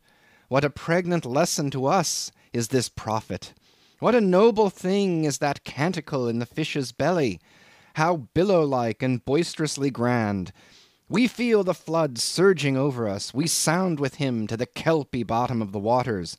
Seaweed and all the slime of the sea is about us. But what is the lesson that this book of Jonah teaches? Shipmates, it is a 2-stranded lesson, a lesson to us all as sinful men, and a lesson to me as a pilot of the living God. As sinful men, it is a lesson to us all, because it is the story of the sin, hard-heartedness, suddenly awakened fears, the swift punishment, repentance, prayers, and finally the deliverance and joy of Jonah. As with all sinners among men, the sin of this son of Amittai was in his wilful disobedience to the command of God. Never mind now what that command was or how conveyed, which he found a hard command.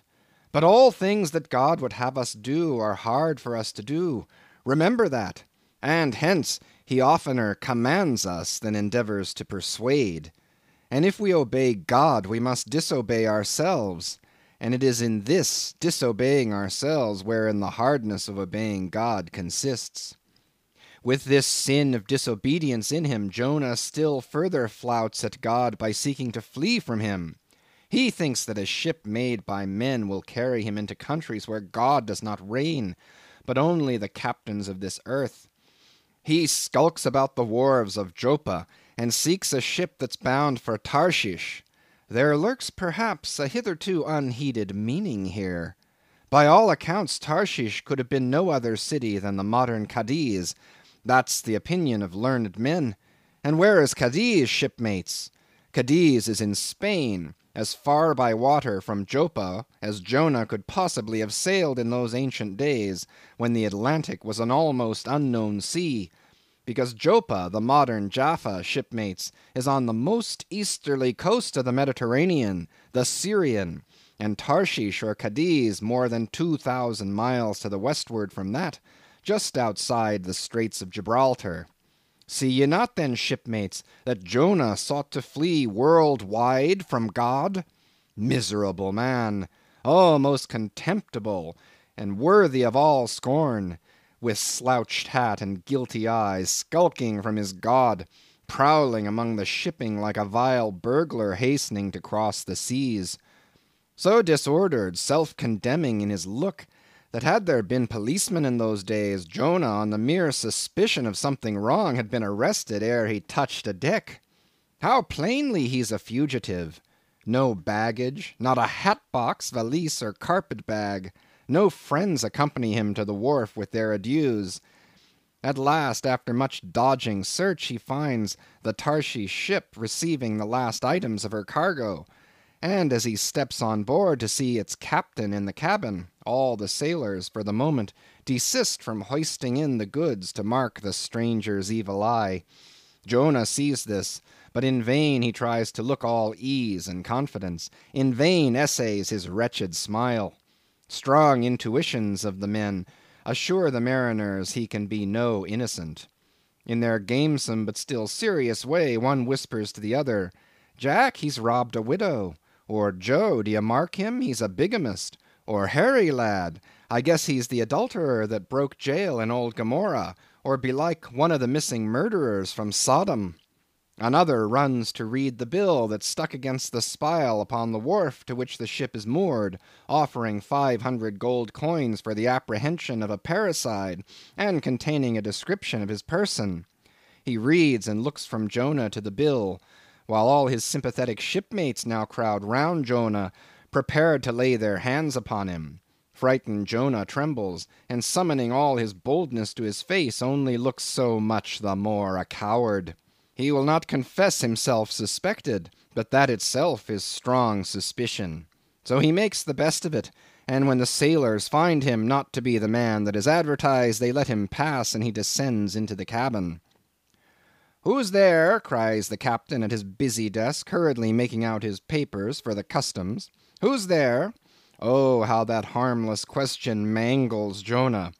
For the instant he almost turns to flee again, but he rallies. "I seek a passage in this ship to Tarshish. How soon sail ye, sir?" Thus far the busy captain had not looked up to Jonah, though the man now stands before him, but no sooner does he hear that hollow voice than he darts a scrutinizing glance. "We sail with the next coming tide," at last he slowly answered, still intently eyeing him. "No sooner, sir?" "Soon enough for any honest man that goes a passenger." "Ha! Jonah, that's another stab." But he swiftly calls away the captain from the scent. I'll sail with ye, he says. The passage money, how much is that? I'll pay now. For it is particularly written, shipmates, as if it were a thing not to be overlooked in this history, that he paid the fare thereof ere the craft did sail. And taken with the context, this is full of meaning. Now Jonah's captain, shipmates, was one whose discernment detects crime in any, but whose cupidity exposes it only in the penniless. In this world, shipmates, sin that pays its way can travel freely, and without a passport, whereas virtue, if a pauper, is stopped at all frontiers. So Jonah's captain prepares to test the length of Jonah's purse, ere he judge him openly. He charges him thrice the usual sum, and it's assented to. Then the captain knows that Jonah is a fugitive, but at the same time resolves to help a flight that paves its rear with gold. Yet when Jonah fairly takes out his purse, prudent suspicion still molests the captain. He rings every coin to find a counterfeit. Not a forger, anyway, he mutters, and Jonah is put down for his passage. Point out my stateroom, sir, says Jonah now. I'm travel-weary. I need sleep. Thou look'st like it, says the captain. There's thy room. Jonah enters, and would lock the door, but the lock contains no key. Hearing him foolishly fumbling there, the captain laughs slowly to himself, and mutters something about the doors of convicts' cells being never allowed to be locked within. All dressed and dusty as he is, Jonah throws himself into his berth, and finds the little stateroom ceiling almost resting on his forehead. The air is close, and Jonah gasps. Then, in that contracted hole, sunk too beneath the ship's waterline, Jonah feels the heralding presentiment of that stifling hour when the whale shall hold him in the smallest of his bowels' wards. Screwed at its axis against the side, a swinging lamp slightly oscillates in Jonah's room, and the ship heeling over towards the wharf, with the weight of the last bales received, the lamp, flame and all, though in slight motion, still maintains a permanent obliquity with reference to the room, though in truth infallibly straight itself, it but made obvious the false lying levels among which it hung. The lamp alarms and frightens Jonah, as lying in his berth his tormented eyes roll round the place, and this thus far successful fugitive finds no refuge for his restless glance. But that contradiction in the lamp more and more appalls him. The floor, the ceiling, and the side are all awry. Oh, so my conscience hangs in me, he groans, straight upwards so it burns, but the chambers of my soul are all in crookedness. Like one who after a night of drunken revelry hies to his bed, still reeling, but with conscience yet pricking him, as the plungings of the Roman racehorse but so much more strike his steel tags into him, as one who in that miserable plight still turns and turns in giddy anguish, praying God for annihilation until the fit be past, and at last amid the whirl of woe he feels a deep stupor steals over him, as over the man who bleeds to death, for conscience is the wound, and there's naught to stanch it. So after sore wrestlings in his berth, Jonah's prodigy of ponderous misery drags him drowning down to sleep. And now the time of tide has come, the ship casts off her cables, and from the deserted wharf the uncheered ship for Tarshish, all careening, glides to sea. That ship, my friends, was the first of recorded smugglers. The contraband was Jonah. But the sea rebels. He will not bear the wicked burden. A dreadful storm comes on. The ship is like to break. But now when the boatswain calls all hands to lighten her, when boxes, bales, and jars are clattering overboard, when the wind is shrieking and the men are yelling, and every plank thunders with trampling feet right over Jonah's head, in all this raging tumult, Jonah sleeps his hideous sleep. He sees no black sky and raging sea, feels not the reeling timbers, and little hears he or heeds he the far rush of the mighty whale, which even now with open mouth is cleaving the seas after him. Aye, shipmates, Jonah was gone down into the sides of the ship, a berth in the cabin as I have taken it, and was fast asleep. But the frightened master comes to him, and shrieks in his dead ear, What meanest thou, O sleeper? Arise! Startled from his lethargy by that direful cry, Jonah staggers to his feet, and stumbling to the deck, grasps a shroud to look out upon the sea. But at that moment he is sprung upon by a panther billow leaping over the bulwarks. Wave after wave thus leaps onto the ship, and finding no speedy vent, runs roaring fore and aft, till the mariners come nigh to drowning while yet afloat. And ever as the white moon shows her affrighted face from the steep gullies in the blackness overhead, aghast Jonah sees the rearing bowsprit pointing high upward, but soon beat downward again towards the tormented deep. Terrors upon terrors run shouting through his soul. In all his cringing attitudes, the god fugitive is now too plainly known. The sailors mark him. More and more certain grow their suspicions of him, and at last, fully to test the truth, by referring the whole matter to high heaven, they fall to casting lots, to see for whose cause this great tempest was upon him. The lot is Jonah's. That discovered, then how furiously they mob him with their questions. What is thine occupation? Whence comest thou? Thy country? What people? But mark now, shipmates, the behavior of poor Jonah. The eager mariners but ask him who he is and where from, whereas they not only receive an answer to those questions, but likewise another answer to a question not put by them, but the unsolicited answer is forced from Jonah by the hard hand of God that is upon him. I am a Hebrew, he cries, and then, I fear the Lord God of heaven who hath made the sea and the dry land. Fear him, O Jonah. Aye, well mightst thou fear the Lord God then. Straightway he now goes on to make a full confession, whereupon the mariners became more and more appalled, but still are pitiful.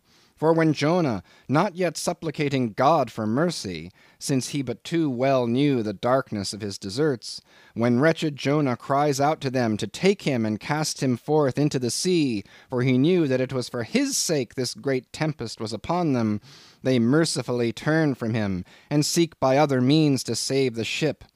But all in vain. The indignant gale howls louder, and then, with one hand raised invokingly to God, with the other they not unreluctantly lay hold of Jonah. And now behold Jonah taken up as an anchor and dropped into the sea, when instantly an oily calmness floats out from the east, and the sea is still as Jonah carries down the gale with him, leaving smooth water behind. He goes down in a whirling heart of such a masterless commotion that he scarce heeds the moment when he drops seething into the yawning jaws awaiting him, and the whale shoots too all his ivory teeth, like so many white bolts upon his prison. Then Jonah prayed unto the Lord out of the fish's belly. But observe his prayer, and learn a weighty lesson. For sinful as he is, Jonah does not weep and wail for direct deliverance. He feels that his dreadful punishment is just. He leaves all his deliverance to God, contenting himself with this, that spite of all his pains and pangs he will still look towards his holy temple. And here, shipmates, is true and faithful repentance, not clamorous for pardon, but grateful for punishment. And how pleasing to God was this conduct in Jonah is shown in the eventual deliverance of him from the sea and the whale. Shipmates, I do not place Jonah before you to be copied for his sin, but I do place him before you as a model for repentance. Sin not, but if you do, take heed to repent of it like Jonah. While he was speaking these words, the howling of the shrieking, slanting storm without seemed to add new power to the preacher, who, when describing Jonah's sea storm, seemed tossed by a storm himself. His deep chest heaved as with a groundswell, his tossed arms seemed the warring elements at work, and the thunders that rolled away from off his swarthy brow, and the light leaping from his eye, made all his simple hearers look on him with a quick fear that was strange to them. There now came a lull in his look as he silently turned over the leaves of the book once more, and at last, standing motionless, with closed eyes, for the moment seemed communing with God and himself.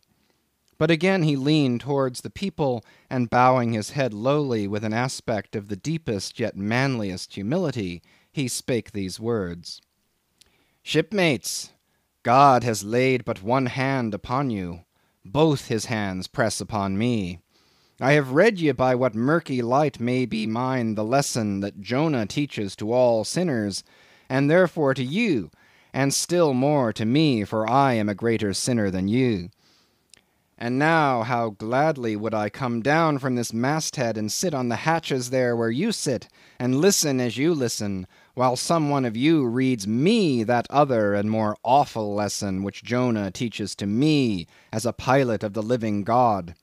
How, being anointed pilot, prophet, or speaker of true things, and bidden by the Lord to sound those unwelcome truths in the ears of a wicked Nineveh, Jonah, appalled at the hostility he should raise, fled from his mission, and sought to escape his duty and his God by taking ship at Joppa. But God is everywhere. Tarshish he never reached.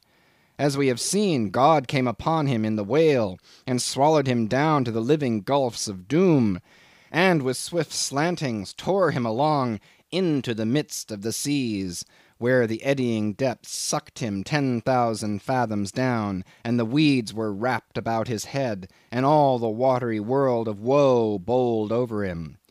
Yet even then, beyond the reach of any plummet, out of the belly of hell, when the whale grounded upon the ocean's utmost bones, even then God heard the engulfed repenting prophet when he cried.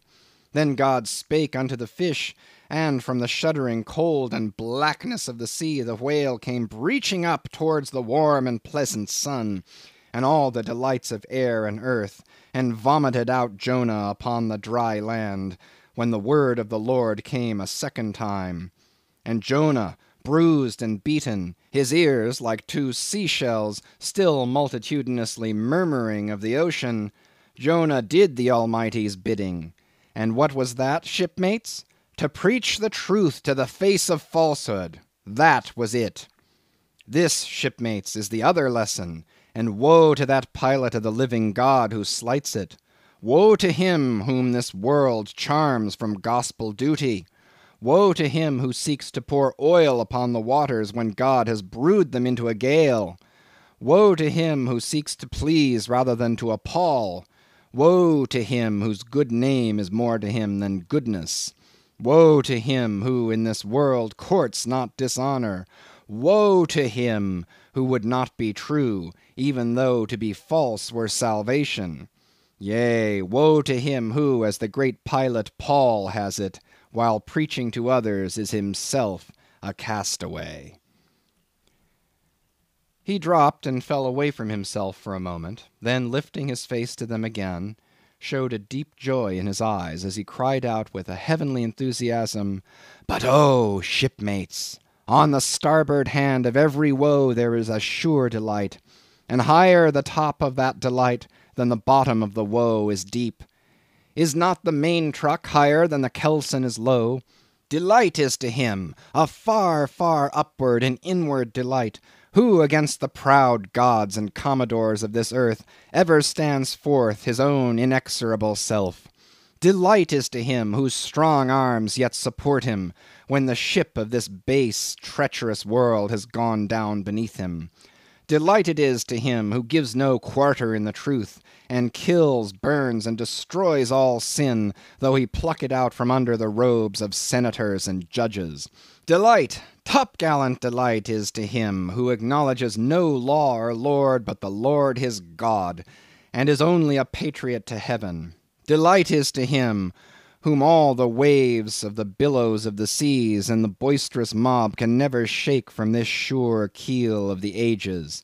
An eternal delight and deliciousness will be his, who, coming to lay him down, can say with his final breath, O Father, chiefly known to me by thy rod, mortal or immortal, here I die.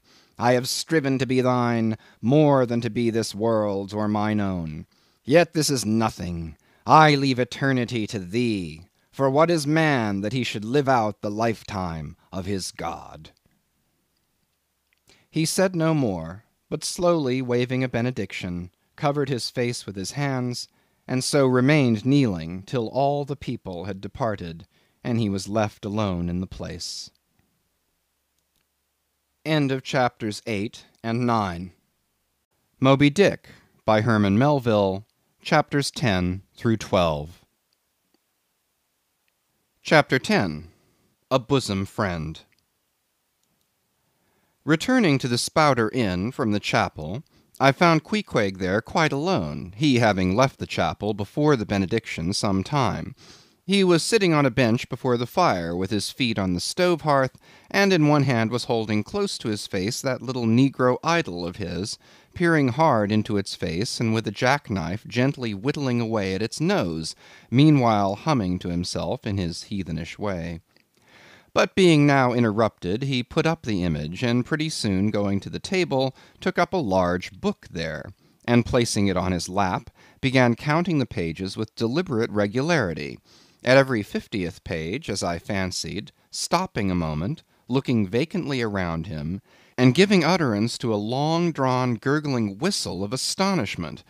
He would then begin again at the next 50, seeming to commence at the number 1 each time, as though he could not count more than 50, and it was only by such a large number of 50s being found together that his astonishment at the multitude of pages was excited.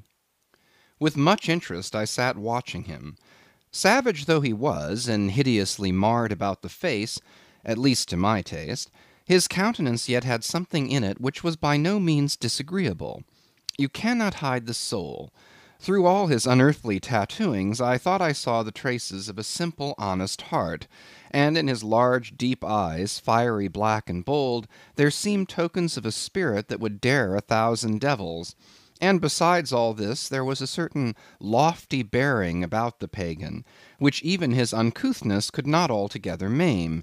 He looked like a man who had never cringed and had never had a creditor. Whether it was, too, that his head being shaved, his forehead was drawn out in freer and brighter relief, and looked more expansive than it otherwise would, this I will not venture to decide, but certain it was his head was phrenologically an excellent one.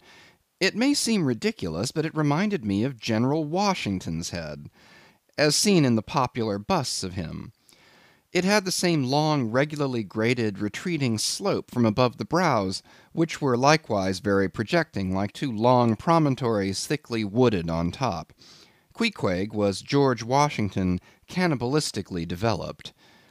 Whilst I was thus closely scanning him, half pretending meanwhile to be looking out at the storm from the casement, he never heeded my presence, never troubled himself with so much as a single glance, but appeared wholly occupied with counting the pages of the marvellous book.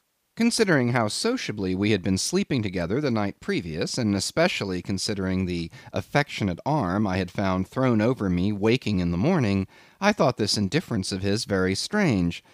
But savages are strange beings. At times you do not know exactly how to take them. At first they are overawing. Their calm self-collectedness of simplicity seems a Socratic wisdom. I had noticed also that Queequeg never consorted at all, or but very little, with the other seamen in the inn. He made no advances whatever, appeared to have no desire to enlarge the circle of his acquaintances. All this struck me as mighty singular, yet upon second thoughts there was something almost sublime in it. Here was a man some 20,000 miles from home, by way of Cape Horn that is, which was the only way he could get there, thrown among people as strange to him as though he were in the planet Jupiter, and yet he seemed entirely at his ease, preserving the utmost serenity, content with his own companionship, always equal to himself. Surely this was a touch of fine philosophy, though no doubt he had never heard there was such a thing as that. But perhaps, to be true philosophers, we mortals should not be conscious of so living or so striving. So soon as I hear that such and such a man gives himself out for a philosopher, I conclude that, like the dyspeptic old woman, he must have broken his digester.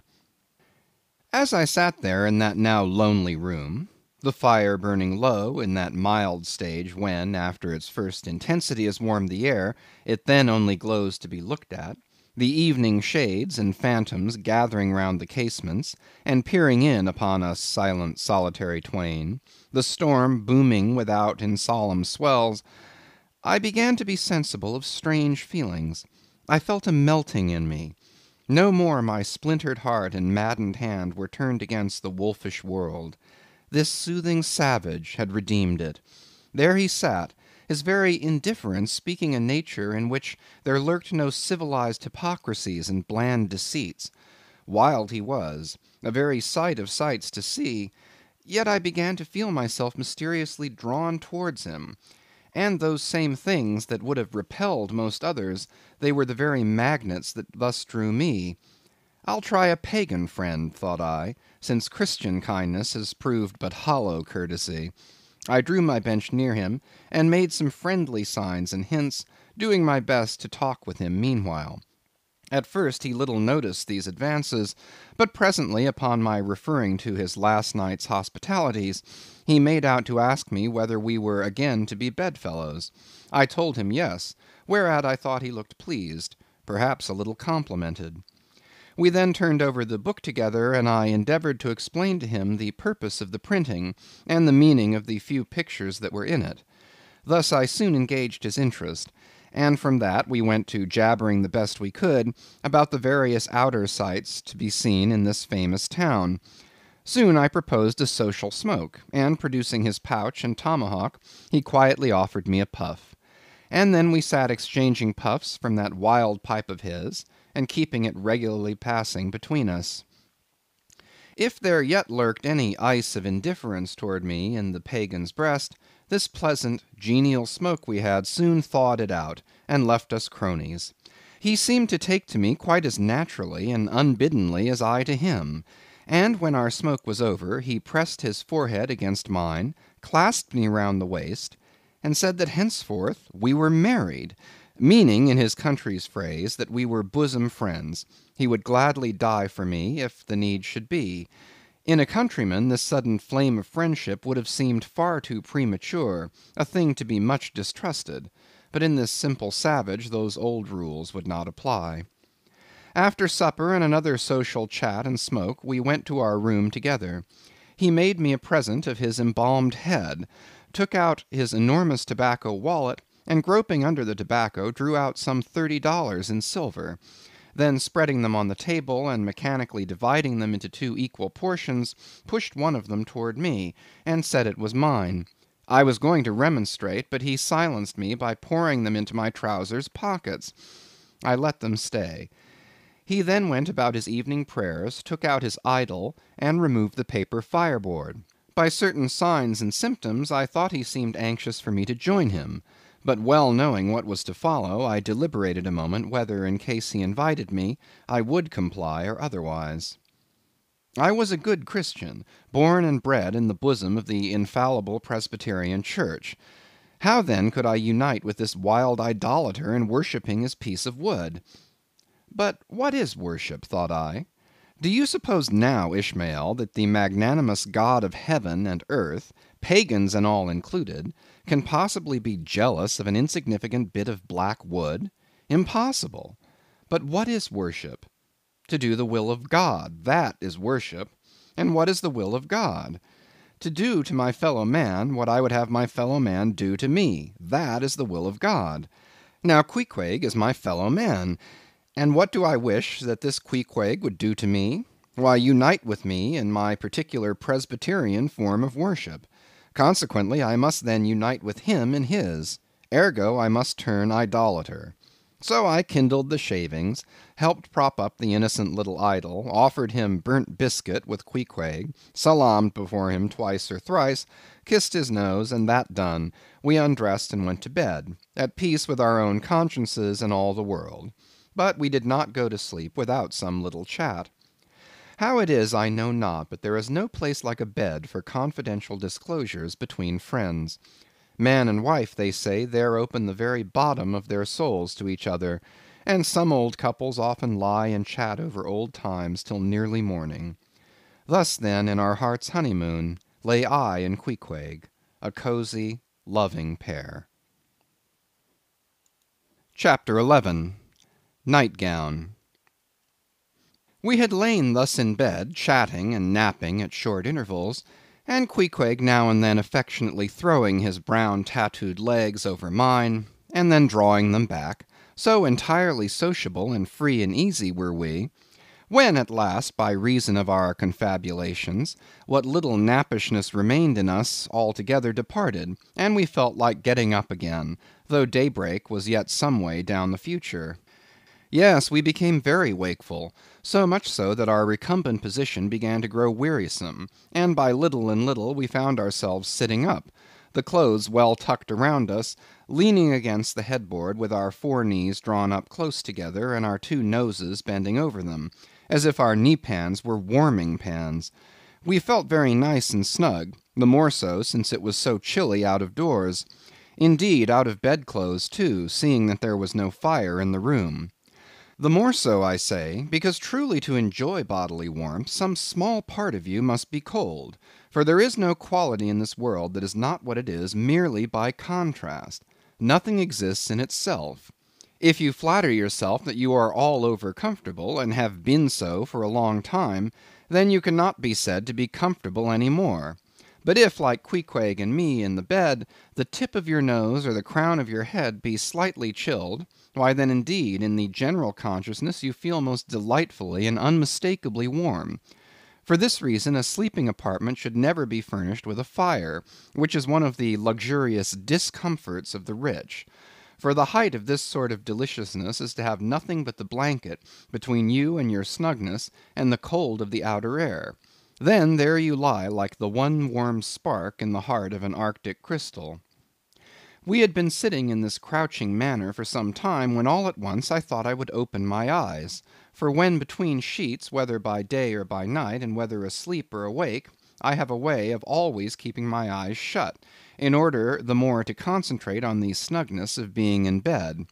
Because no man can ever feel his own identity aright except his eyes be closed, as if darkness were indeed the proper element of our essences, though light be more congenial to our clayey part. Upon opening my eyes then, and coming out of my own pleasant and self-created darkness into the imposed and coarse outer gloom of the unilluminated 12 o'clock at night, I experienced a disagreeable revulsion. Nor did I at all object to the hint from Queequeg that perhaps it were best to strike a light, seeing that we were so wide awake; and besides he felt a strong desire to have a few quiet puffs from his tomahawk. Be it said that though I had felt such a strong repugnance to his smoking in the bed the night before, yet see how elastic our stiff prejudices grow when love comes once to bend them. For now I like nothing better than to have Queequeg smoking by me, even in bed, because he seemed to be full of such serene household joy then. I no more felt unduly concerned for the landlord's policy of insurance. I was only alive to the condensed, confidential comfortableness of sharing a pipe and a blanket with a real friend. With our shaggy jackets drawn about our shoulders, we now passed the tomahawk from one to the other, till slowly there grew over us a blue-hanging tester of smoke, illuminated by the flame of the new-lit lamp. Whether it was that this undulating tester rolled the savage away to far distant scenes, I know not. But he now spoke of his native island, and eager to hear his history, I begged him to go on and tell it. He gladly complied. Though at the time I but ill comprehended not a few of his words, yet subsequent disclosures, when I had become more familiar with his broken phraseology, now enable me to present the whole story, such as it may prove, in the mere skeleton I give. Chapter 12. Biographical. Queequeg was a native of Kokavoko, an island far away to the west and south. It is not down in any map. True places never are. When a new-hatched savage, running wild about his native woodlands in a grass-clout, followed by the nibbling goats as if he were a green sapling, even then in Queequeg's ambitious soul lurked a strong desire to see something more of Christendom than a specimen whaler or two. His father was a high chief, a king; his uncle a high priest; and on the maternal side he boasted aunts who were the wives of unconquerable warriors. There was excellent blood in his veins, royal stuff, though sadly vitiated, I fear, by the cannibal propensity he nourished in his untutored youth. A Sag Harbor ship visited his father's bay, and Queequeg sought a passage to the Christian lands. But the ship, having her full complement of seamen, spurned his suit, and not all the king his father's influence could prevail. But Queequeg vowed a vow. Alone in his canoe, he paddled off to a distant strait, which he knew the ship must pass through when she quitted the island. On one side was a coral reef, on the other a low tongue of land, covered with mangrove thickets that grew out into the water. Hiding his canoe, still afloat among these thickets, with its prow seaward, he sat down in the stern, paddle low in hand, and when the ship was gliding by, like a flash he darted out, gained her side, and with one backward dash of his foot, capsized and sank the canoe, climbed up the chains, and throwing himself at full length upon the deck, grappled a ringbolt there, and swore not to let go, though hacked in pieces. In vain the captain threatened to throw him overboard, suspended a cutlass over his naked wrists. Queequeg was the son of a king, and Queequeg budged not. Struck by his desperate dauntlessness, and his wild desire to visit Christendom, the captain at last relented, and told him he might make himself at home. But this fine young savage, this sea Prince of Wales, never saw the captain's cabin. They put him down among the sailors, and made a whaleman of him. But like Czar Peter, content to toil in the shipyards of foreign cities, Queequeg disdained no seeming ignominy, if thereby he might happily gain the power of enlightening his untutored countrymen. For at bottom, so he told me, he was actuated by a profound desire to learn among the Christians the arts whereby to make his people still happier than they were, and more than that, still better than they were. But alas, the practices of whalemen soon convinced him that even Christians could be both miserable and wicked, infinitely more so than all his father's heathens. Arrived at last in old Sag Harbor, and seeing what the sailors did there, and going on to Nantucket, and seeing how they spent their wages in that place also, poor Queequeg gave it up for lost. Thought he, it's a wicked world in all meridians. I'll die a pagan. And thus, an old idolater at heart, he yet lived among these Christians, wore their clothes, and tried to talk their gibberish. Hence the queer ways about him, though now some time from home.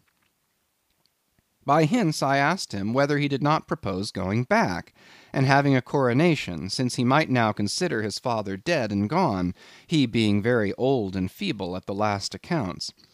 He answered no, not yet, and added that he was fearful Christianity, or rather Christians, had unfitted him for ascending the pure and undefiled throne of 30 pagan kings before him. But by and by, he said, he would return, as soon as he felt himself baptized again. For the nonce, however, he proposed to sail about, and sow his wild oats in all 4 oceans. They had made a harpooner of him, and that barbed iron was in lieu of a scepter now. I asked him what might be his immediate purpose touching his future movements. He answered to go to sea again in his old vocation. Upon this I told him that whaling was my own design, and informed him of my intention to sail out of Nantucket, as being the most promising port for an adventurous whaleman to embark from. He at once resolved to accompany me to that island, ship aboard the same vessel, get into the same watch, the same boat, the same mess with me, in short, to share my every hap, with both my hands in his, boldly dip into the potluck of both worlds. To all this I joyously assented, for besides the affection I now felt for Queequeg, he was an experienced harpooner, and as such could not fail to be of great usefulness to one who, like me, was wholly ignorant of the mysteries of whaling, though well acquainted with the sea, as known to merchant seamen. His story being ended with his pipe's last dying puff, Queequeg embraced me, pressed his forehead against mine, and blowing out the light, we rolled over from each other this way and that, and very soon were sleeping. End of chapters 10 through 12. Moby Dick by Herman Melville. Chapters 13 through 15. Chapter 13. Wheelbarrow. Next morning, Monday, after disposing of the embalmed head to a barber for a block, I settled my own and comrade's bill, using, however, my comrade's money.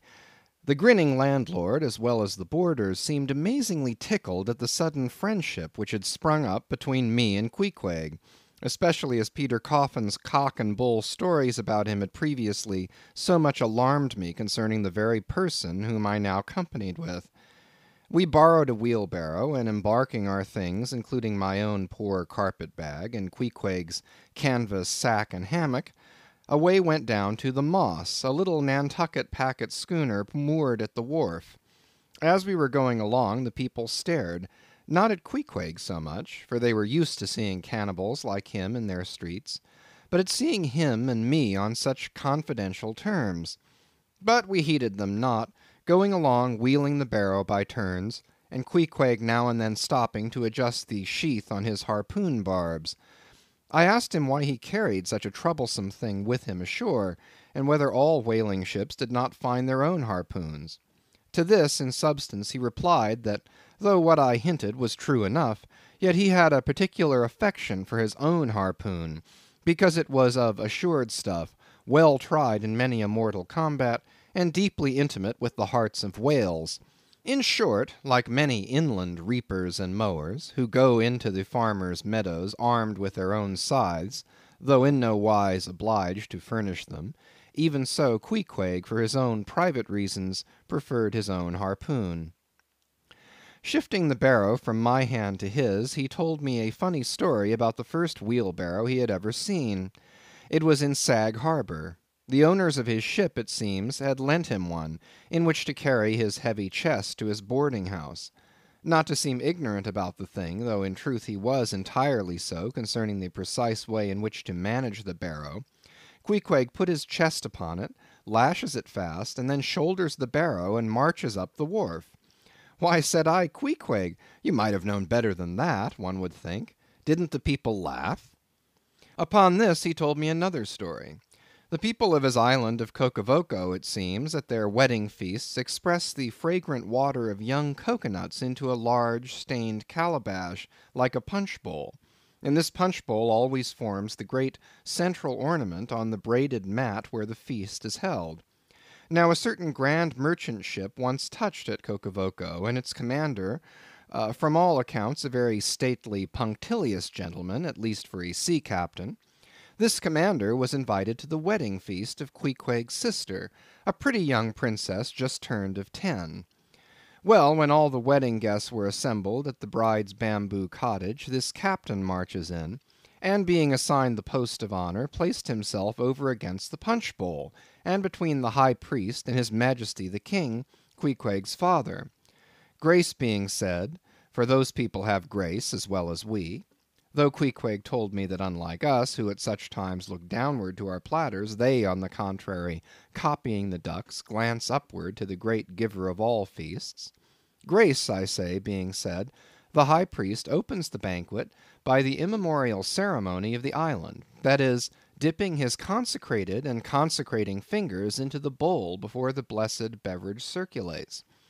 Seeing himself placed next to the priest, and noting the ceremony, and thinking himself, being captain of a ship, as having plain precedence over a mere island king, especially in the king's own house, the captain coolly proceeds to wash his hands in the punch bowl, taking it, I suppose, for a huge finger glass. "Now," said Queequeg, "what do you think now? Didn't our people laugh?" At last, passage paid and luggage safe, we stood on board the schooner. Hoisting sail, it glided down the Acushnet River. On one side New Bedford rose in terraces of streets, their ice-covered trees all glittering in the clear, cold air.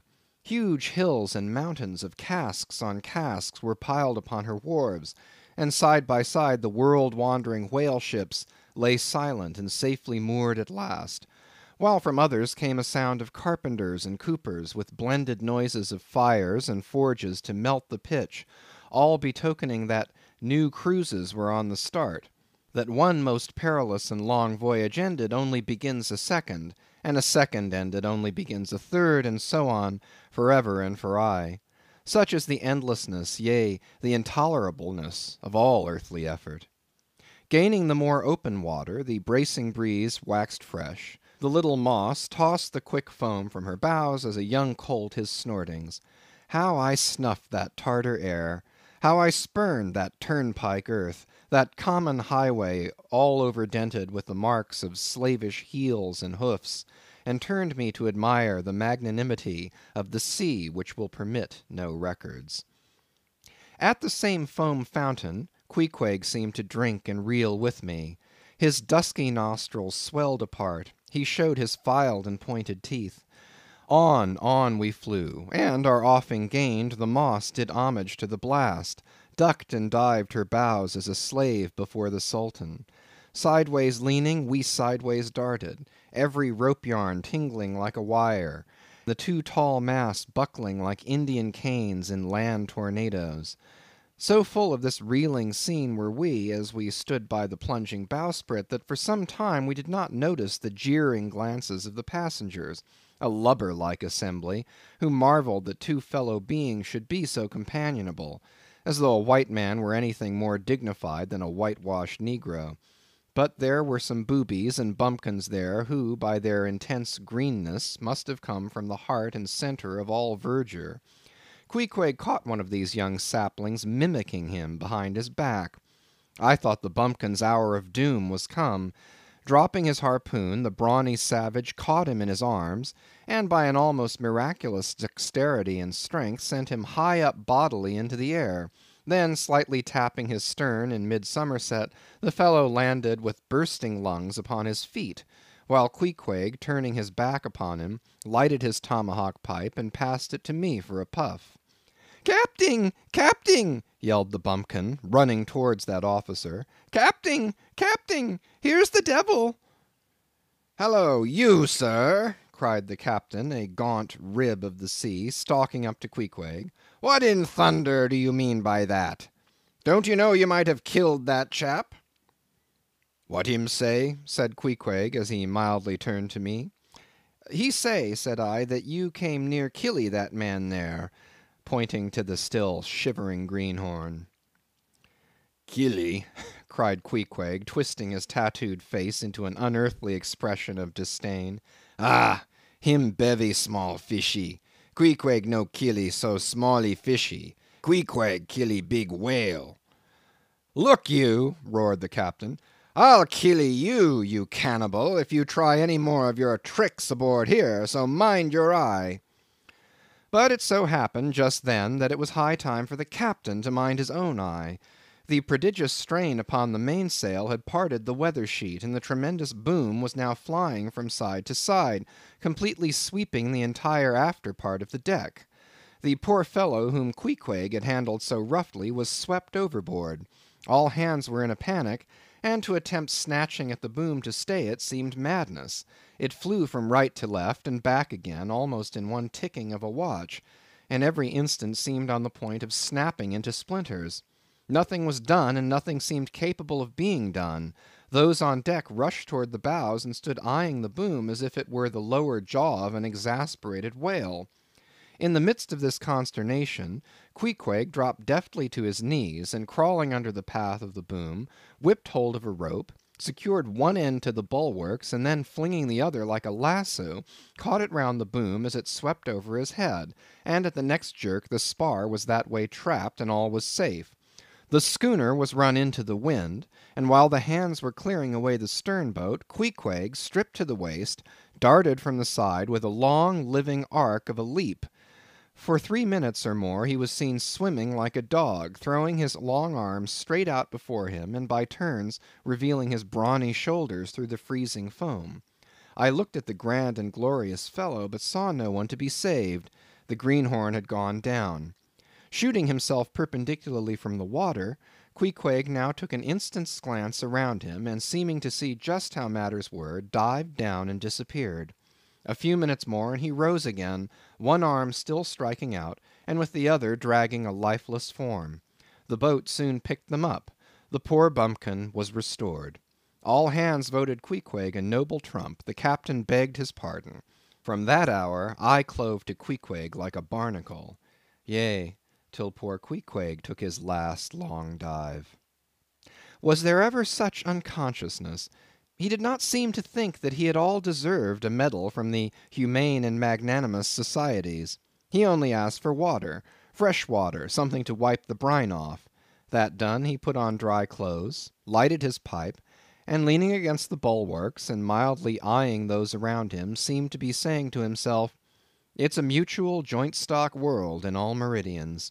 We cannibals must help these Christians."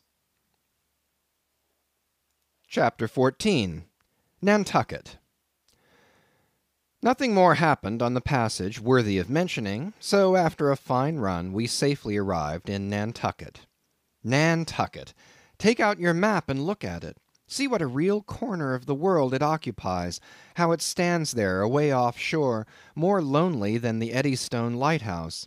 Look at it, a mere hillock and elbow of sand, all beach and without a background. There is more sand there than you would use in 20 years as a substitute for blotting paper.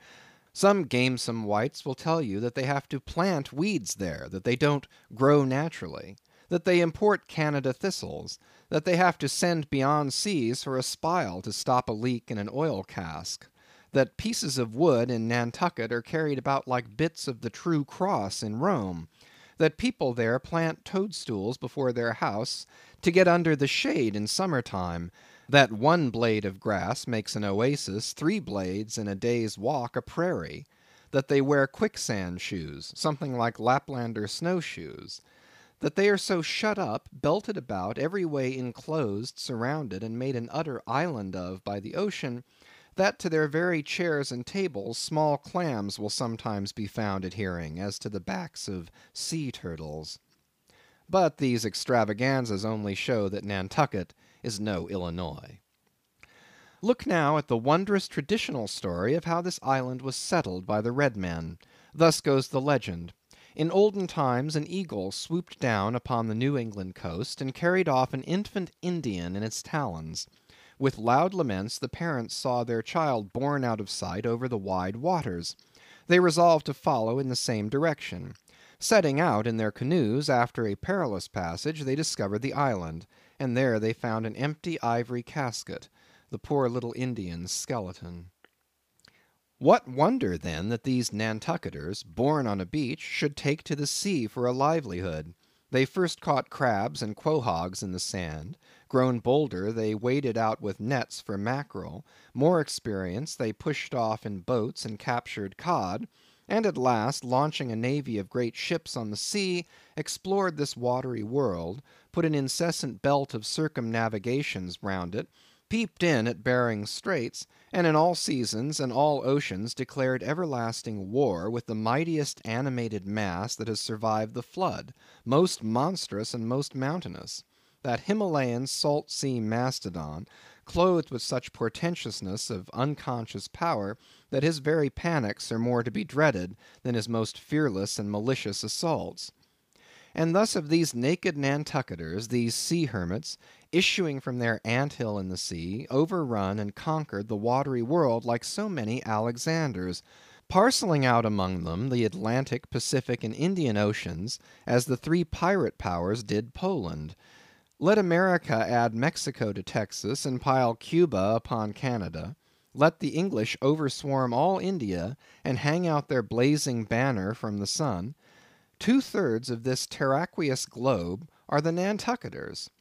For the sea is his; he owns it, as emperors own empires, other seamen having but a right of way through it. Merchant ships are but extension bridges, armed ones but floating forts. Even pirates and privateers, though following the sea as highwaymen the road, they but plunder other ships, other fragments of the land like themselves, without seeking to draw their living from the bottomless deep itself. The Nantucketer, he alone resides and riots on the sea. He alone, in Bible language, goes down to it in ships, to and fro ploughing it as his own special plantation. There is his home; there lies his business, which a Noah's flood would not interrupt, though it overwhelmed all the millions in China. He lives on the sea, as prairie cocks in the prairie. He hides among the waves; he climbs them as chamois hunters climb the Alps. For years he knows not the land, so that when he comes to it at last, it smells like another world, more strangely than the moon would to an Earthsman. with the landless gull that at sunset folds her wings and is rocked to sleep between billows, so at nightfall the Nantucketer, out of sight of land, furls his sails and lays him to his rest, while under his very pillow rush herds of walruses and whales. Chapter 15. Chowder.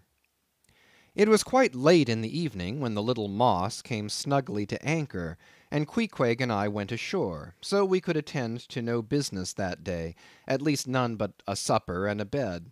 The landlord of the Spouter Inn had recommended us to his cousin, Hosea Hussey of the Trypots, whom he asserted to be the proprietor of one of the best-kept hotels in all Nantucket, and moreover he had assured us that cousin Hosea, as he called him, was famous for his chowders. In short, he plainly hinted that we could not possibly do better than try potluck at the Trypots. But the directions he had given us about keeping a yellow warehouse on our starboard hand till we opened a white church to the larboard, and then keeping that on the larboard hand till we made a corner 3 points to the starboard, and that done, then ask the first man we met where the place was, these crooked directions of his very much puzzled us at first, especially as at the outset Queequeg insisted that the yellow warehouse, our first point of departure, must be left on the larboard hand, whereas I had understood Peter Coffin to say it was on the starboard. However, by dint of beating about a little in the dark, and now and then knocking up a peaceable inhabitant to inquire the way, we at last came to something which there was no mistaking. 2 enormous wooden pots, painted black, and suspended by asses' ears, swung from the cross trees of an old topmast planted in front of an old doorway. The horns of the cross trees were sawed off on the other side, so that this old topmast looked not a little like the gallows. Perhaps I was oversensitive to such impressions at the time, but I could not help staring at this gallows with vague misgiving. A sort of crick was in my neck as I gazed up to the 2 remaining horns. Yes, 2 of them. One for Queequeg and one for me. It's ominous, thinks I. A coffin, my innkeeper, upon landing in my first whaling port; tombstones staring at me in the whaleman's chapel; and here a gallows. And a pair of prodigious black pots, too. Are these last throwing out oblique hints touching Tophet? I was called from these reflections by the sight of a freckled woman, with yellow hair and a yellow gown, standing in the porch of the inn, under a dull red lamp swinging there, that looked much like an injured eye, and carrying on a brisk scolding with a man in a purple woolen shirt. "Get along with ye," she said to the man, "or I'll be combing ye." "Come on, Queequeg," said I. "All right, there's Mrs. Hussey." And so it turned out, Mr. Hosea Hussey being from home, but leaving Mrs. Hussey entirely competent to attend to all his affairs. Upon making known our desires for supper and a bed, Mrs. Hussey, postponing further scolding for the present, ushered us into a little room, and seating us at a table spread with the relics of a recently concluded repast, turned round to us and said, "Clam or cod?" "What's that about cods, ma'am?" said I, with much politeness. "Clam or cod?" she repeated. "A clam for supper? A cold clam? Is that what you mean, Mrs. Hussey?" says I. "But that's a rather cold and clammy reception in the winter time, ain't it, Mrs. Hussey?" But being in a great hurry to resume scolding the man in the purple shirt, who was waiting for it in the entry, and seeming to hear nothing but the word clam, Mrs. Hussey hurried towards an open door leading to the kitchen, and bawling out, "Clam for 2," disappeared. "Queequeg," said I, "do you think that we can make out a supper for us both on one clam?" However, a warm and savory steam from the kitchen served to belie the apparently cheerless prospect before us. But when that smoking chowder came in, the mystery was delightfully explained. Oh, sweet friends, hearken to me. It was made of small juicy clams, scarcely bigger than hazelnuts, mixed with pounded ship biscuit, and salted pork cut up into little flakes, the whole enriched with butter, and plentifully seasoned with pepper and salt. Our appetites being sharpened by the frosty voyage, and in particular Queequeg seeing his favourite fishing food before him, and the chowder being surpassingly excellent, we dispatched it with great expedition. when, leaning back a moment, and bethinking me of Mrs. Hussey's clam and cod announcement, I thought I would try a little experiment. Stepping to the kitchen door, I uttered the word "cod" with great emphasis, and resumed my seat. In a few moments the savory steam came forth again, but with a different flavor, and in good time a fine cod chowder was placed before us. We resumed business, and while plying our spoons in the bowl, thinks I to myself, I wonder now if this here has any effect on the head. What's that stultifying saying about chowder-headed people? But look, Queequeg, ain't that a live eel in your bowl? Where's your harpoon? Fishiest of all fishy places was the trypots, which well deserved its name, for the pots there were always boiling chowders. Chowder for breakfast, and chowder for dinner, and chowder for supper, till you began to look for fish bones coming through your clothes. The area before the house was paved with clam shells. Mrs. Hussey wore a polished necklace of codfish vertebrae, and Hosea Hussey had his account books bound in superior old shark skin. There was a fishy flavor to the milk, too, which I could not at all account for, till one morning, happening to take a stroll along the beach among some fishermen's boats, I saw Hosea's brindled cow feeding on fish remnants, and marching along the sand with each foot in a cod's decapitated head, looking very slipshod, I assure you. Supper concluded, we received a lamp, and directions from Mrs. Hussey concerning the nearest way to bed. But as Queequeg was about to precede me up the stairs, the lady reached forth her arm, and demanded his harpoon. She allowed no harpoon in her chambers. Why not, said I, every true whaleman sleeps with his harpoon. But why not? Because it's dangerous, says she. Ever since young Stiggs, coming from that unfortunate v'yage of his, when he was gone 4 years and a half, with only 3 barrels of ile, was found dead in my first floor back with his harpoon in his side. Ever since then I allow no boarders to take sich dangerous weepons in their rooms at night. So, Mr. Queequeg, for she had learned his name, I will just take this here iron and keep it for you till morning. But the chowder, clam or cod tomorrow for breakfast, men? Both, says I, and let's have a couple of smoked herring by way of variety. End of chapters 13 through 15.